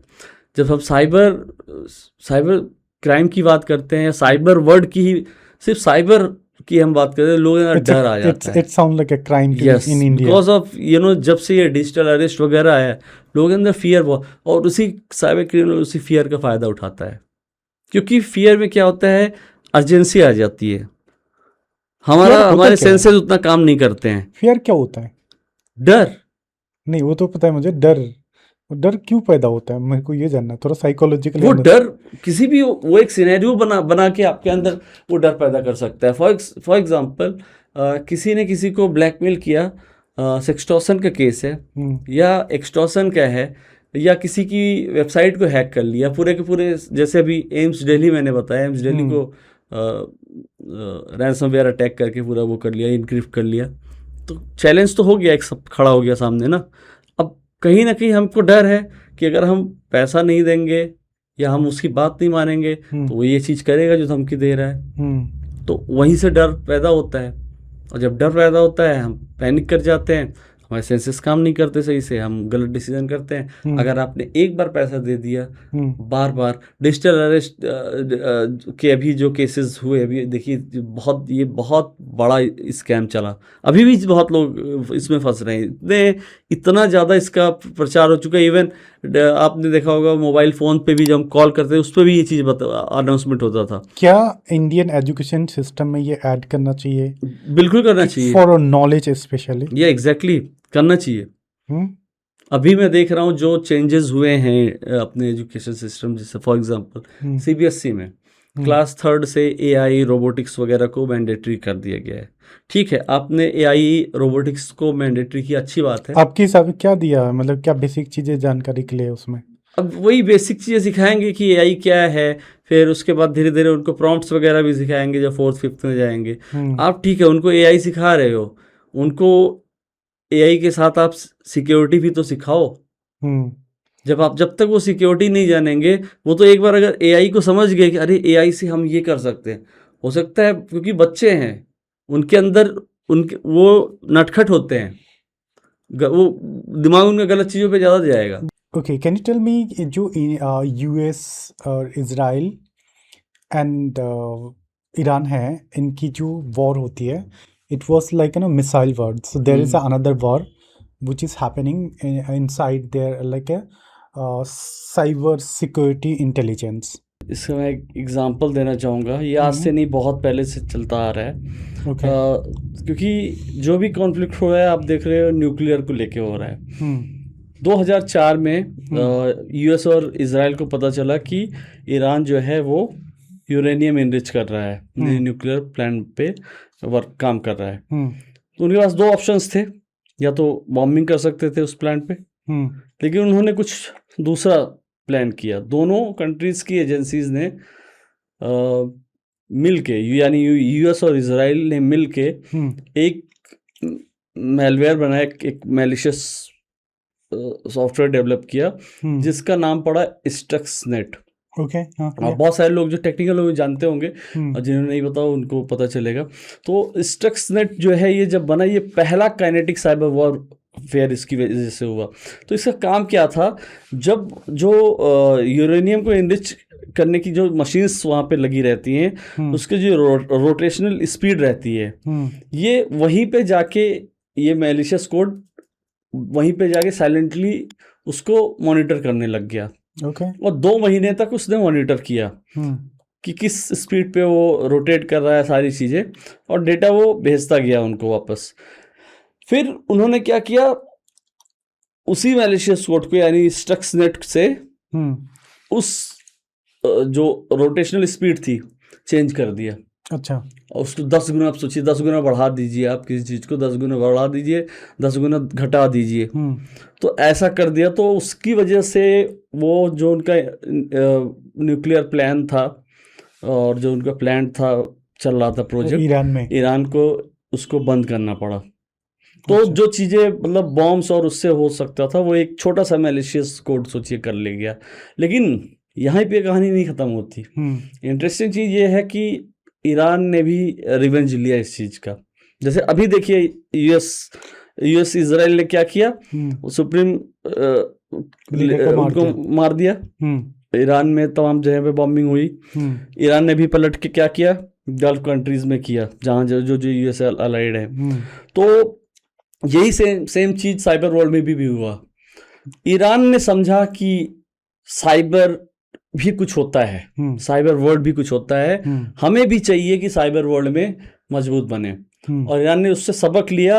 और आज मैं आपको बताना चाहता हूँ कि दुनिया के सबसे खतरनाक जो एपीडी ग्रुप्स है, एडवांस पर्सिस्टेंट थ्रेट ग्रुप्स, उनमें से सबसे खतरनाक में ईरान भी एक है। हाँ, दुनिया के सबसे खतरनाक एपीडी ग्रुप्स ईरान में एग्जिस्ट करते हैं। एल्फिन जैसे फॉर एग्जाम्पल एल्फिन।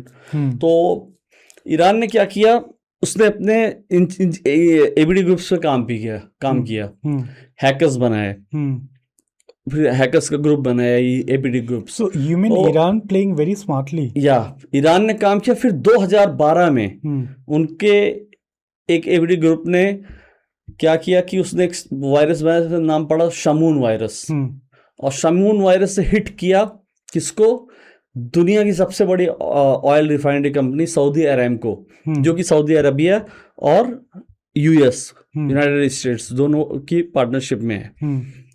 उसके 35,000 कंप्यूटर सिस्टम्स को वाइप आउट कर दिया, सारा डेटा वाइप आउट हो गया। सोचिए, ये ईरान ने करा है? ईरान ने किया। अच्छा। ईरान के उस एपीडी ग्रुप ने किया, यानी उन हैकर्स ने किया। ओके।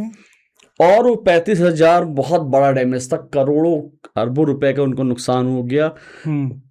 टाइपराइटर फैक्स उस पे सब पे आ गए वो। और सिर्फ वही नहीं हुआ, फिर शमून 2 के साथ ईरान वापस आया। शमून 2 वायरस जब इसकी वेव आई तो उसने सिर्फ फिर सऊदी अरामको को टारगेट नहीं किया, सऊदी अरामको तो किया ही किया। अच्छा, ये शमून शमून, इस वायरस का नाम Shamoon. So what is that virus? Is it like is it इसका digital काम है something? कि नहीं, इसका काम है चीजों को, ये जाएगा सिस्टम्स को सीधा वाइप आउट कर So देगा। it's not the object, it's a virus which is created by the system. Yes. Interesting. तो इसने क्या किया, जब इसका सेकेंड वेव आई, सऊदी अरामको को तो किया ही किया, सऊदी गवर्नमेंट को भी टारगेट किया, गवर्नमेंट की भी वेबसाइट्स वगैरह को उड़ा दिया, सब वाइप आउट।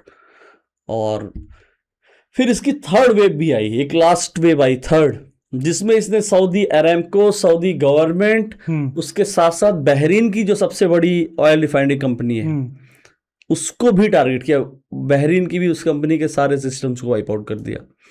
तो ये ईरान का एक मैसेज था उन सारे गल्फ नेशंस को कि जो यूएस के फ्रेंडली जितने कंट्रीज थे कि या तो दोस्ती यूएस से तोड़ दो, नहीं तो हम इतने पावरफुल हो गए हैं कि हम तुम्हारा डिजिटल इंफ्रास्ट्रक्चर खत्म कर देंगे।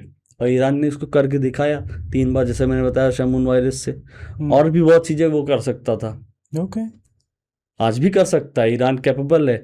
अभी देखिए आज क्या कॉन्फ्लिक्ट रुका थोड़ी है, डोनाल्ड ट्रंप बोलता रहता है, उसकी बात पे तो मतलब कोई यकीन भी नहीं करता, उसके मेरे ख्याल से उसकी कंट्री भी नहीं करती होगी। वो बोलता है सब कुछ सही हो गया एवरीथिंग, और पता चल रहा है ईरान ने मार दिया, उसने स्टेटमेंट दिया, ईरान ने तुरंत मार दिया किसी गल्फ कंट्री पे। मुझे डर लगता है बुर्ज खलीफा पे ना मार दे कभी, बहुत बड़ा क्योंकि नुकसान होगा दुनिया के लिए। एक और बात बताओ कि जो साइबर अटैक होता है, क्या इसके भी यहाँ पे लाइक न्यूक्लियर फैसिलिटी या लाइक वाटर फैसिलिटीज, ओके, जो लॉजिस होते हैं कंट्रीज का, ओके, और लाइक पावर ग्रिड हो गया, इस तरह का तो जो चीजें होती हैं, क्या उनमें भी अटैक हो सकता है?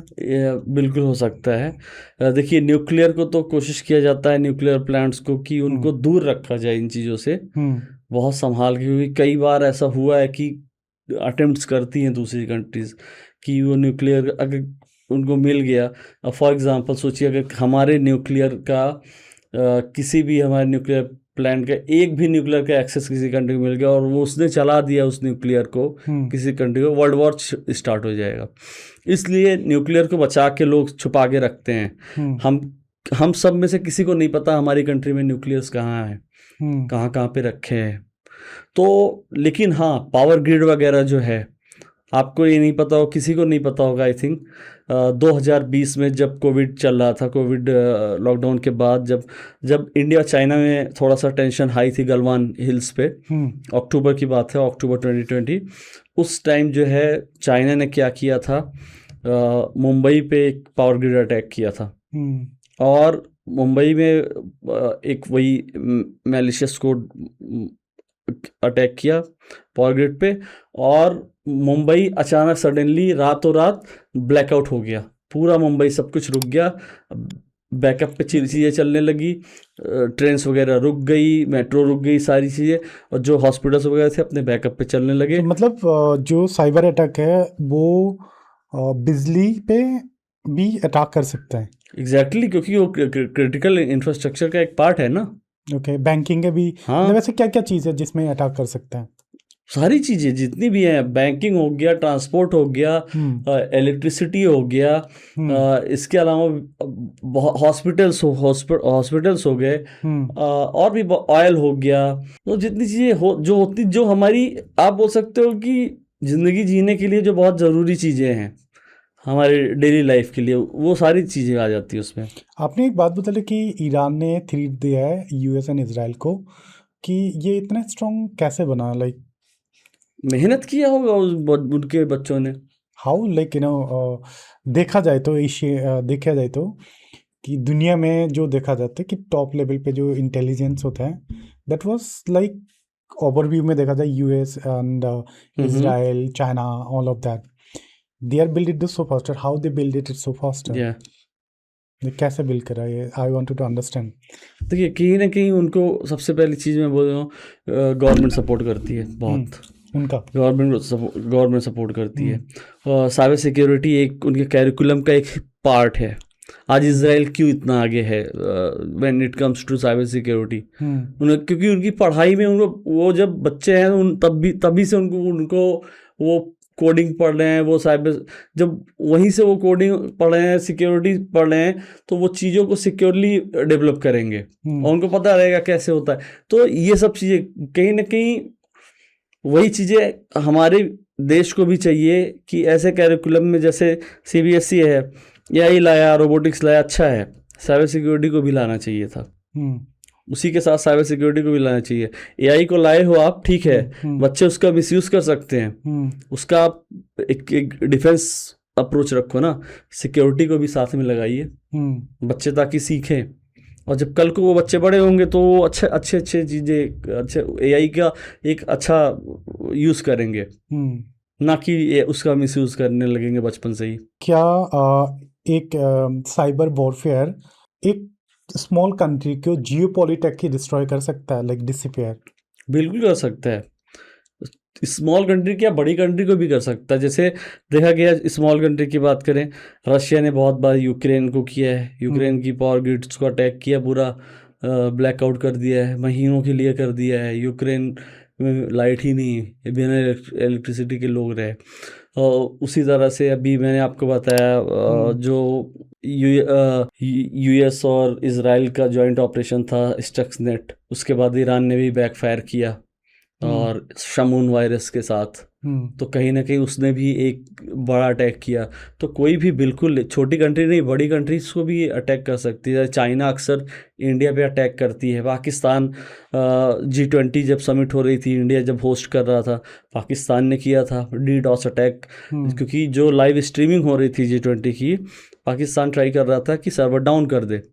बहुत सारे मिलियंस ऑफ अटैक्स पर मिनट पर सेकंड हो रहे थे, लेकिन हमारा जो है कुछ इंफ्रास्ट्रक्चर जैसे NCIIPC हो गया, सर्टिन हो गया, ये इतने स्ट्रॉन्ग हैं कि इन्होंने कहीं ना कहीं, आप बोल सकते हो बैकबोन है, कि हमारे डिजिटल इंफ्रास्ट्रक्चर को इतना मजबूत रखा है कि सर्वर 1 सेकंड के लिए भी डाउन नहीं हुआ। ओके, एक बात बताओ, क्या अगर कोई वॉर होता है, मिसाइल वॉर, कोई ऐसा हैकर है जो उसको रोक सकता है एक रूम में बैठ के? लाइक नहीं कर सकते, हैक नहीं कर आप सकते? मिसाइल को कैसे हैक करोगे? क्या देखिए, ऐसे मैं प्रोग्राम को हैक करा सकता है? मैं आपको देखिए, मिसाइल मैं एक प्रोग्राम चीज़ को बोलना कर चाहूँगा, सकता है? इससे मुझे एक चीज़ याद है। मैं बहुत सारे थंबनेल्स भी देखता हूँ, मुझे बड़ा अजीब लगता है, मिस इन्फॉर्मेशन का ये एग्जांपल है। अच्छा। मैं बहुत सारे वीडियोस में देखता हूँ थंबनेल में कि जो अहमदाबाद की फ्लाइट जो लंदन के लिए जा रही थी, जिसमें बहुत सारे मासूम बेचारे मर गए, बहुत सारे उसमें लोग बोले कि वो हैक कर लिया गया, उस पर प्रॉपर पॉडकास्ट हुए हैं। सोचिए, उस पर पॉडकास्ट हुए हैं। ऐसी बहुत सारी चीज़ें जहाँ जिसका हैकिंग से कुछ लेना देना ही नहीं है, उस पर प्रॉपर पॉडकास्ट हुए हैं। लोगों ने बोला है हाँ ये ऐसा है, ये वैसा है। सुशांत सिंह राजपूत का खुल गया मर्डर था कि क्या था वो सीक्रेट, ऐसे आपको मिलेंगे। ये मिस इन्फॉर्मेशन फैलाई जा रही है और बहुत डेंजरस चीज़ होती है। मैं आपको बताऊँ, लोगों की जान तक चली जाती है। ऐसे बहुत सारे केसेस हैं, you know, what I understood, like any misinformation can destroy the country. Yes, exactly, well said. Okay, so if you're growing, if there's someone putting the misinformation in the internet, and if it's getting viral and people getting affected, so they're going to be down. True, indeed. Yeah, वो grow करते well करते said. फिर so it's effect that I know that. Okay, so whenever you say something, it should be like organic and it's truth. Yeah, it's all responsibility. Yeah, it's to speak, to say the truth. ऐसे नहीं कि हम मतलब कुछ भी बना के crime petrol सावधान इंडिया की तरह कुछ भी बना के पेश कर दें तो जनता के सामने।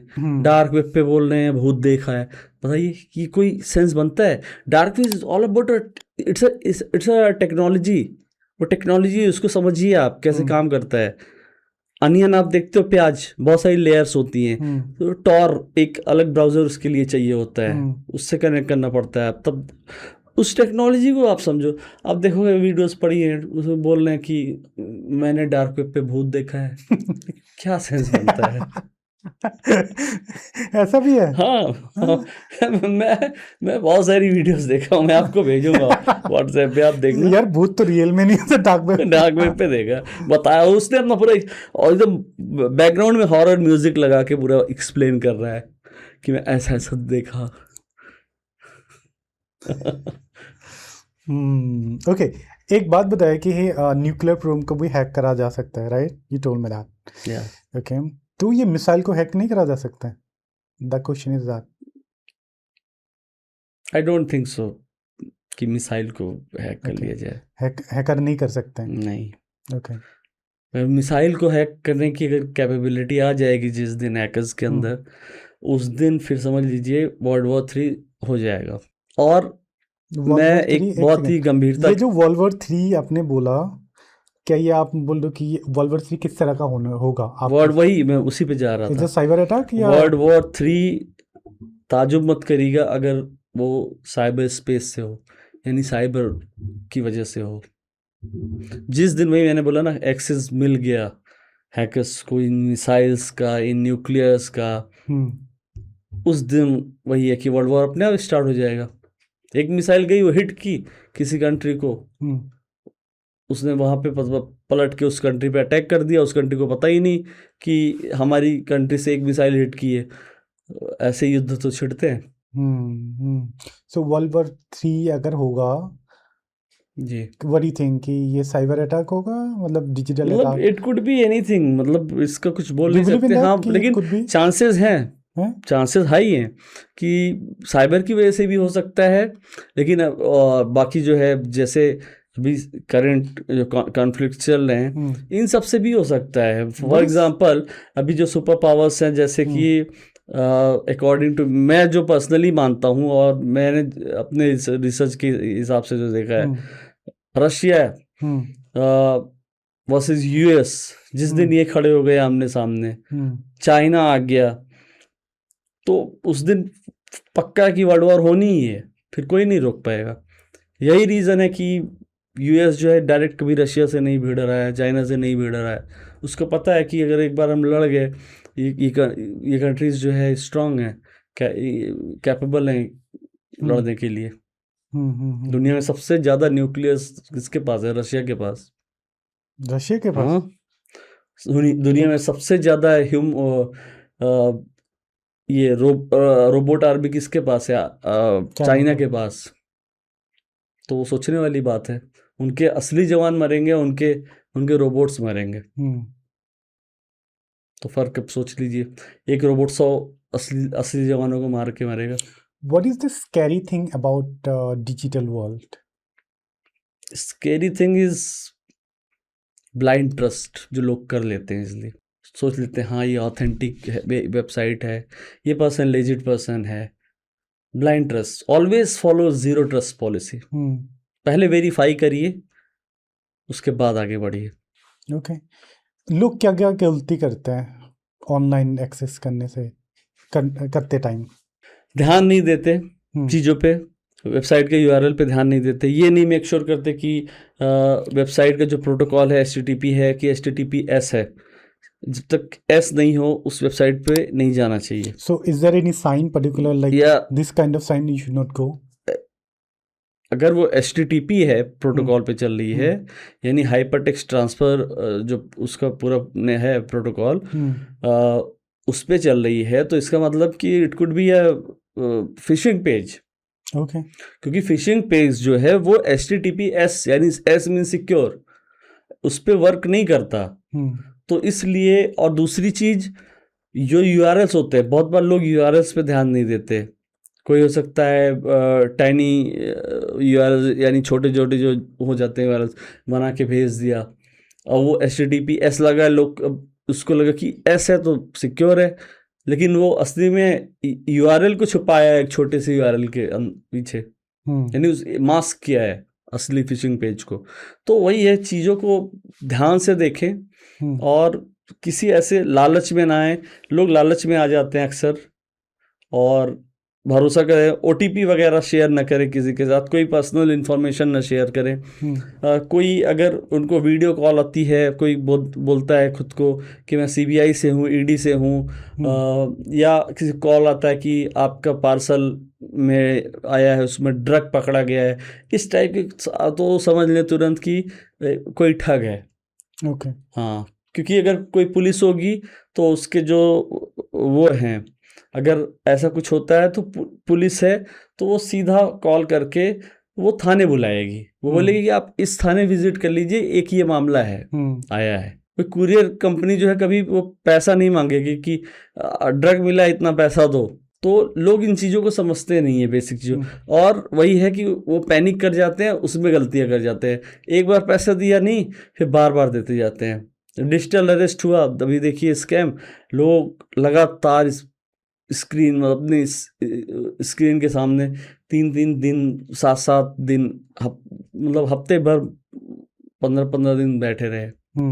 वॉशरूम भी जाना हो परमिशन लेके जा रहे हैं। ओके, एक और बात बताओ। हाँ, ऐसा कौन सी मिथ है साइबर सिक्योरिटी के लिए जो लोग स्टिल बिलीव करते हैं? जैसे लोग सोचते हैं कि मेरे पास क्या है, मुझे कौन ठगेगा।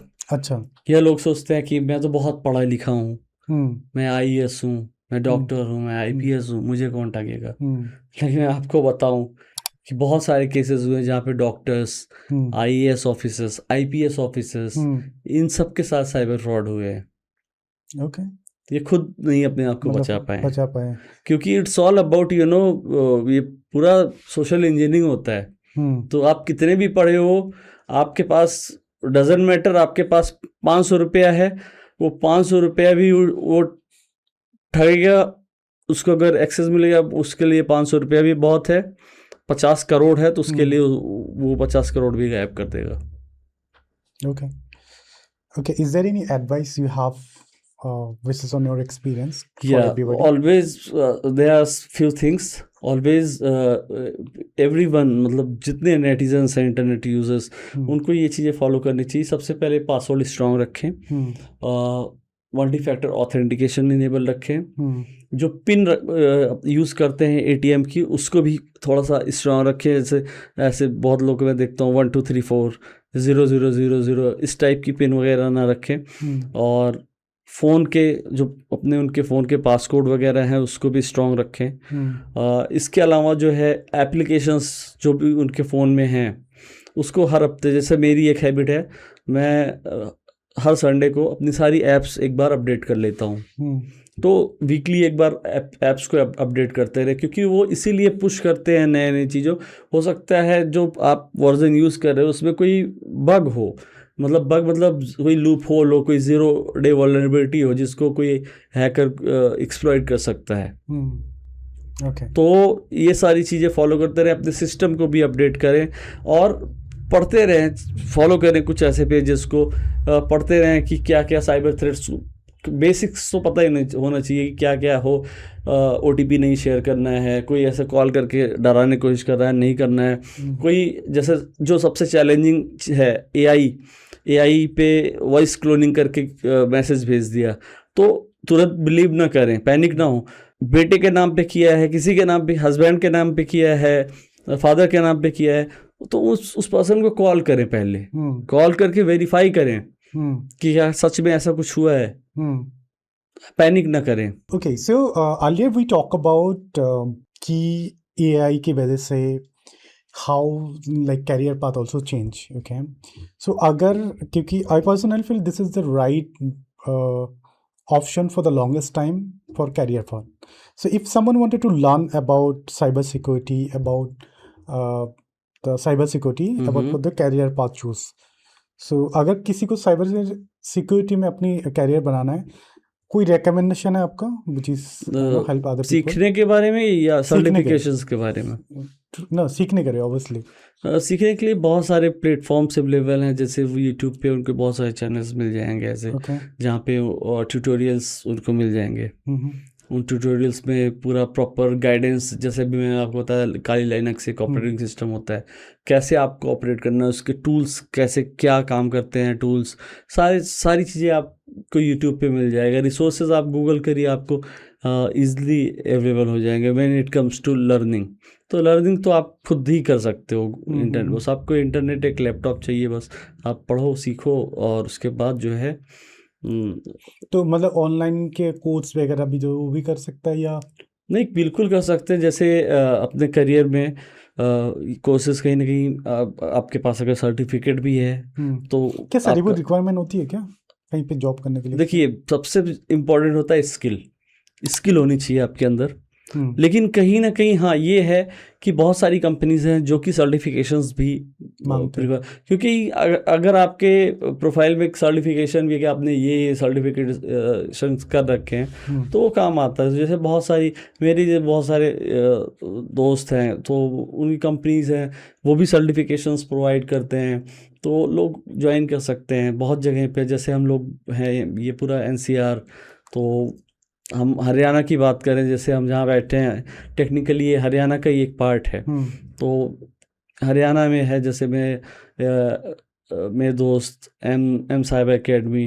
अगर हम थोड़ा उधर की बात करें तो साकेत में है मेरे एक मित्र मोहित यादव, उनकी क्रॉस सिक्योरिटी। अच्छा, मतलब आपकी नेटवर्क में ही है? हाँ, मतलब ये कुछ नाम है, कुछ लोग हैं जो मैं पर्सनली जानता हूँ और मुझे पूरा भरोसा है कि हाँ कि ये ट्रस्टवर्दी हैं, सर्टिफिकेशंस अच्छे से पढ़ाते हैं, बच्चों को समझ में आएगा, तो सर्टिफिकेशंस वो कर सकते हैं बिल्कुल। Okay, so I have a few more questions, okay, which is I ask to the every guest. Okay, like so today's time now everyone's running about money. Okay, so I wanted to know that do you think money give anyone happiness? क्या पैसे सबको खुशी देते हैं? Depends, दे भी सकता है, नहीं भी दे सकता है। What's money according to you? Money is our need. हमारी बेसिक हमारी रिक्वायरमेंट्स के लिए एक हमारी ज़रूरत है पैसा। But money is not everything. बहुत लोगों के लिए पैसा ही सब कुछ होता है। तो मेरा जो पर्सनली मानना है कि money is not everything, it's our, मतलब ज़रूरी है। Do you think money give anyone happiness? या इट गिव्स, डिपेंड्स, लोगों के ऊपर डिपेंड करता है। बहुत लोगों के लिए हैप्पीनेस है। हाँ, बहुत सारी चीज़ें आप पैसे से खुश कर सकते हो सामने वाले को। तो मतलब इट्स इंडिविजुअल, या किसी को देता है, किसी के लिए मैटर नहीं करता। Okay, so as a mentor to the young generations, okay, or whatever you have seen, okay, what's love according to you? Love? Yeah. Love is like it should be pure and deep. अब love को मैं कैसे explain करूं, मतलब ये कैसे भी करो मतलब लव है क्या? मोहब्बत है क्या आपकी नज़र से? तो मोहब्बत, मतलब लव मेरे हिसाब से वही है जैसे कि हम अपने पेरेंट्स से करते हैं, अपने माँ बाप से। मोहब्बत वो है जो एक पिता अपने बच्चे से करता है, उसके बेटे से या बेटी से। उसके बाद एक बच्चा अपने माँ बाप से करता है। एक कपल जो होते हैं एक दूसरे से करते हैं। तो यही है, इट शुड बी वही है कि प्योर और डीप होनी चाहिए, और उसके यही सब कुछ एग्जांपल्स हैं। ठीक है, ये मतलब आपकी लाइफ में कोई इंस्पिरेशन पर्सन है? जी बिल्कुल, बहुत सारे हैं, जैसे कि doctor APJ Abdul Kalam. Okay, how? क्योंकि द वे ही वो प्रेसिडेंट थे, मेरे ख्याल से ऐसे प्रेसिडेंट इंडिया को ना कभी मिले थे ना मिलेंगे। आने वाली पीढ़ियों में हमें डॉक्टर APJ अब्दुल कलाम जैसे प्रेसिडेंट नहीं मिलेंगे। उनकी सिंप्लिसिटी, उनका नॉलेज, उनकी सिंप्लिसिटी और द वे, मतलब वो बताइए, प्रेसिडेंट हो के वो ज़मीन पे फ्लोर पे बैठ जा रहे हैं डिस्कशन के बीच में। और आपको पता है जब वो जब जब वो उनकी मतलब वो प्रेसिडेंसी उनकी ख़त्म हुई, उनके पास एक या दो उनके पास सूट थे, जो कि मतलब वो कभी भी इन चीज़ों में बहुत सिंपल लाइफ, और उनकी जो बातें स्पेशली यूथ से बहुत कनेक्ट करते थे। वो उनकी वीडियोस आज भी आप देखेंगे, बहुत सारी पड़ी हैं, यूथ से बहुत कनेक्ट करते थे, यूथ को हमेशा इनकरेज करते थे। यूथ को भी मैं बोलूँगा कि जो यंग जनरेशन है, जेनजीज हैं, ये जैन अल्फाज हैं, इनको डॉक्टर APJ अब्दुल कलाम की वीडियोस देखनी चाहिए, बहुत कुछ सीखने को मिलेगा, क्योंकि मैं पर्सनली उनको एडमायर करता हूँ। Okay. Is there any favorite quote do you have? ऐसे तो बहुत सारी हैं जो कि आपको इंस्पायर करने के लिए, किसी को मोटिवेट करने के लिए, लेकिन अभी मैं सबसे अच्छा एग्जांपल दे दूं तो ये आपके यहीं पे लिखा है, टॉक योर थॉट्स। बहुत अच्छी लाइन है, कहीं ना कहीं बहुत बहुत बड़ा मैसेज दे रही है। That I believe that, you know, the open talk, she's wanted to talk about your thoughts, which is True. ongoing on your mind. Yeah. Okay, you don't speak really, so that is the context of, you know, put it that Yeah. thoughts. You know, it's here the first thought, you know, first open talk your thoughts. Yes. So this is what is open talk your thoughts. The show, another thing, this is creating something together. All right. I enjoyed a lot. All right. Thank you so much for coming. Thank you. I am very happy that you're here. Okay, I'm glad that. I hope this will be people enjoy. Thank you. Thank you so much. Thank you. Thank you.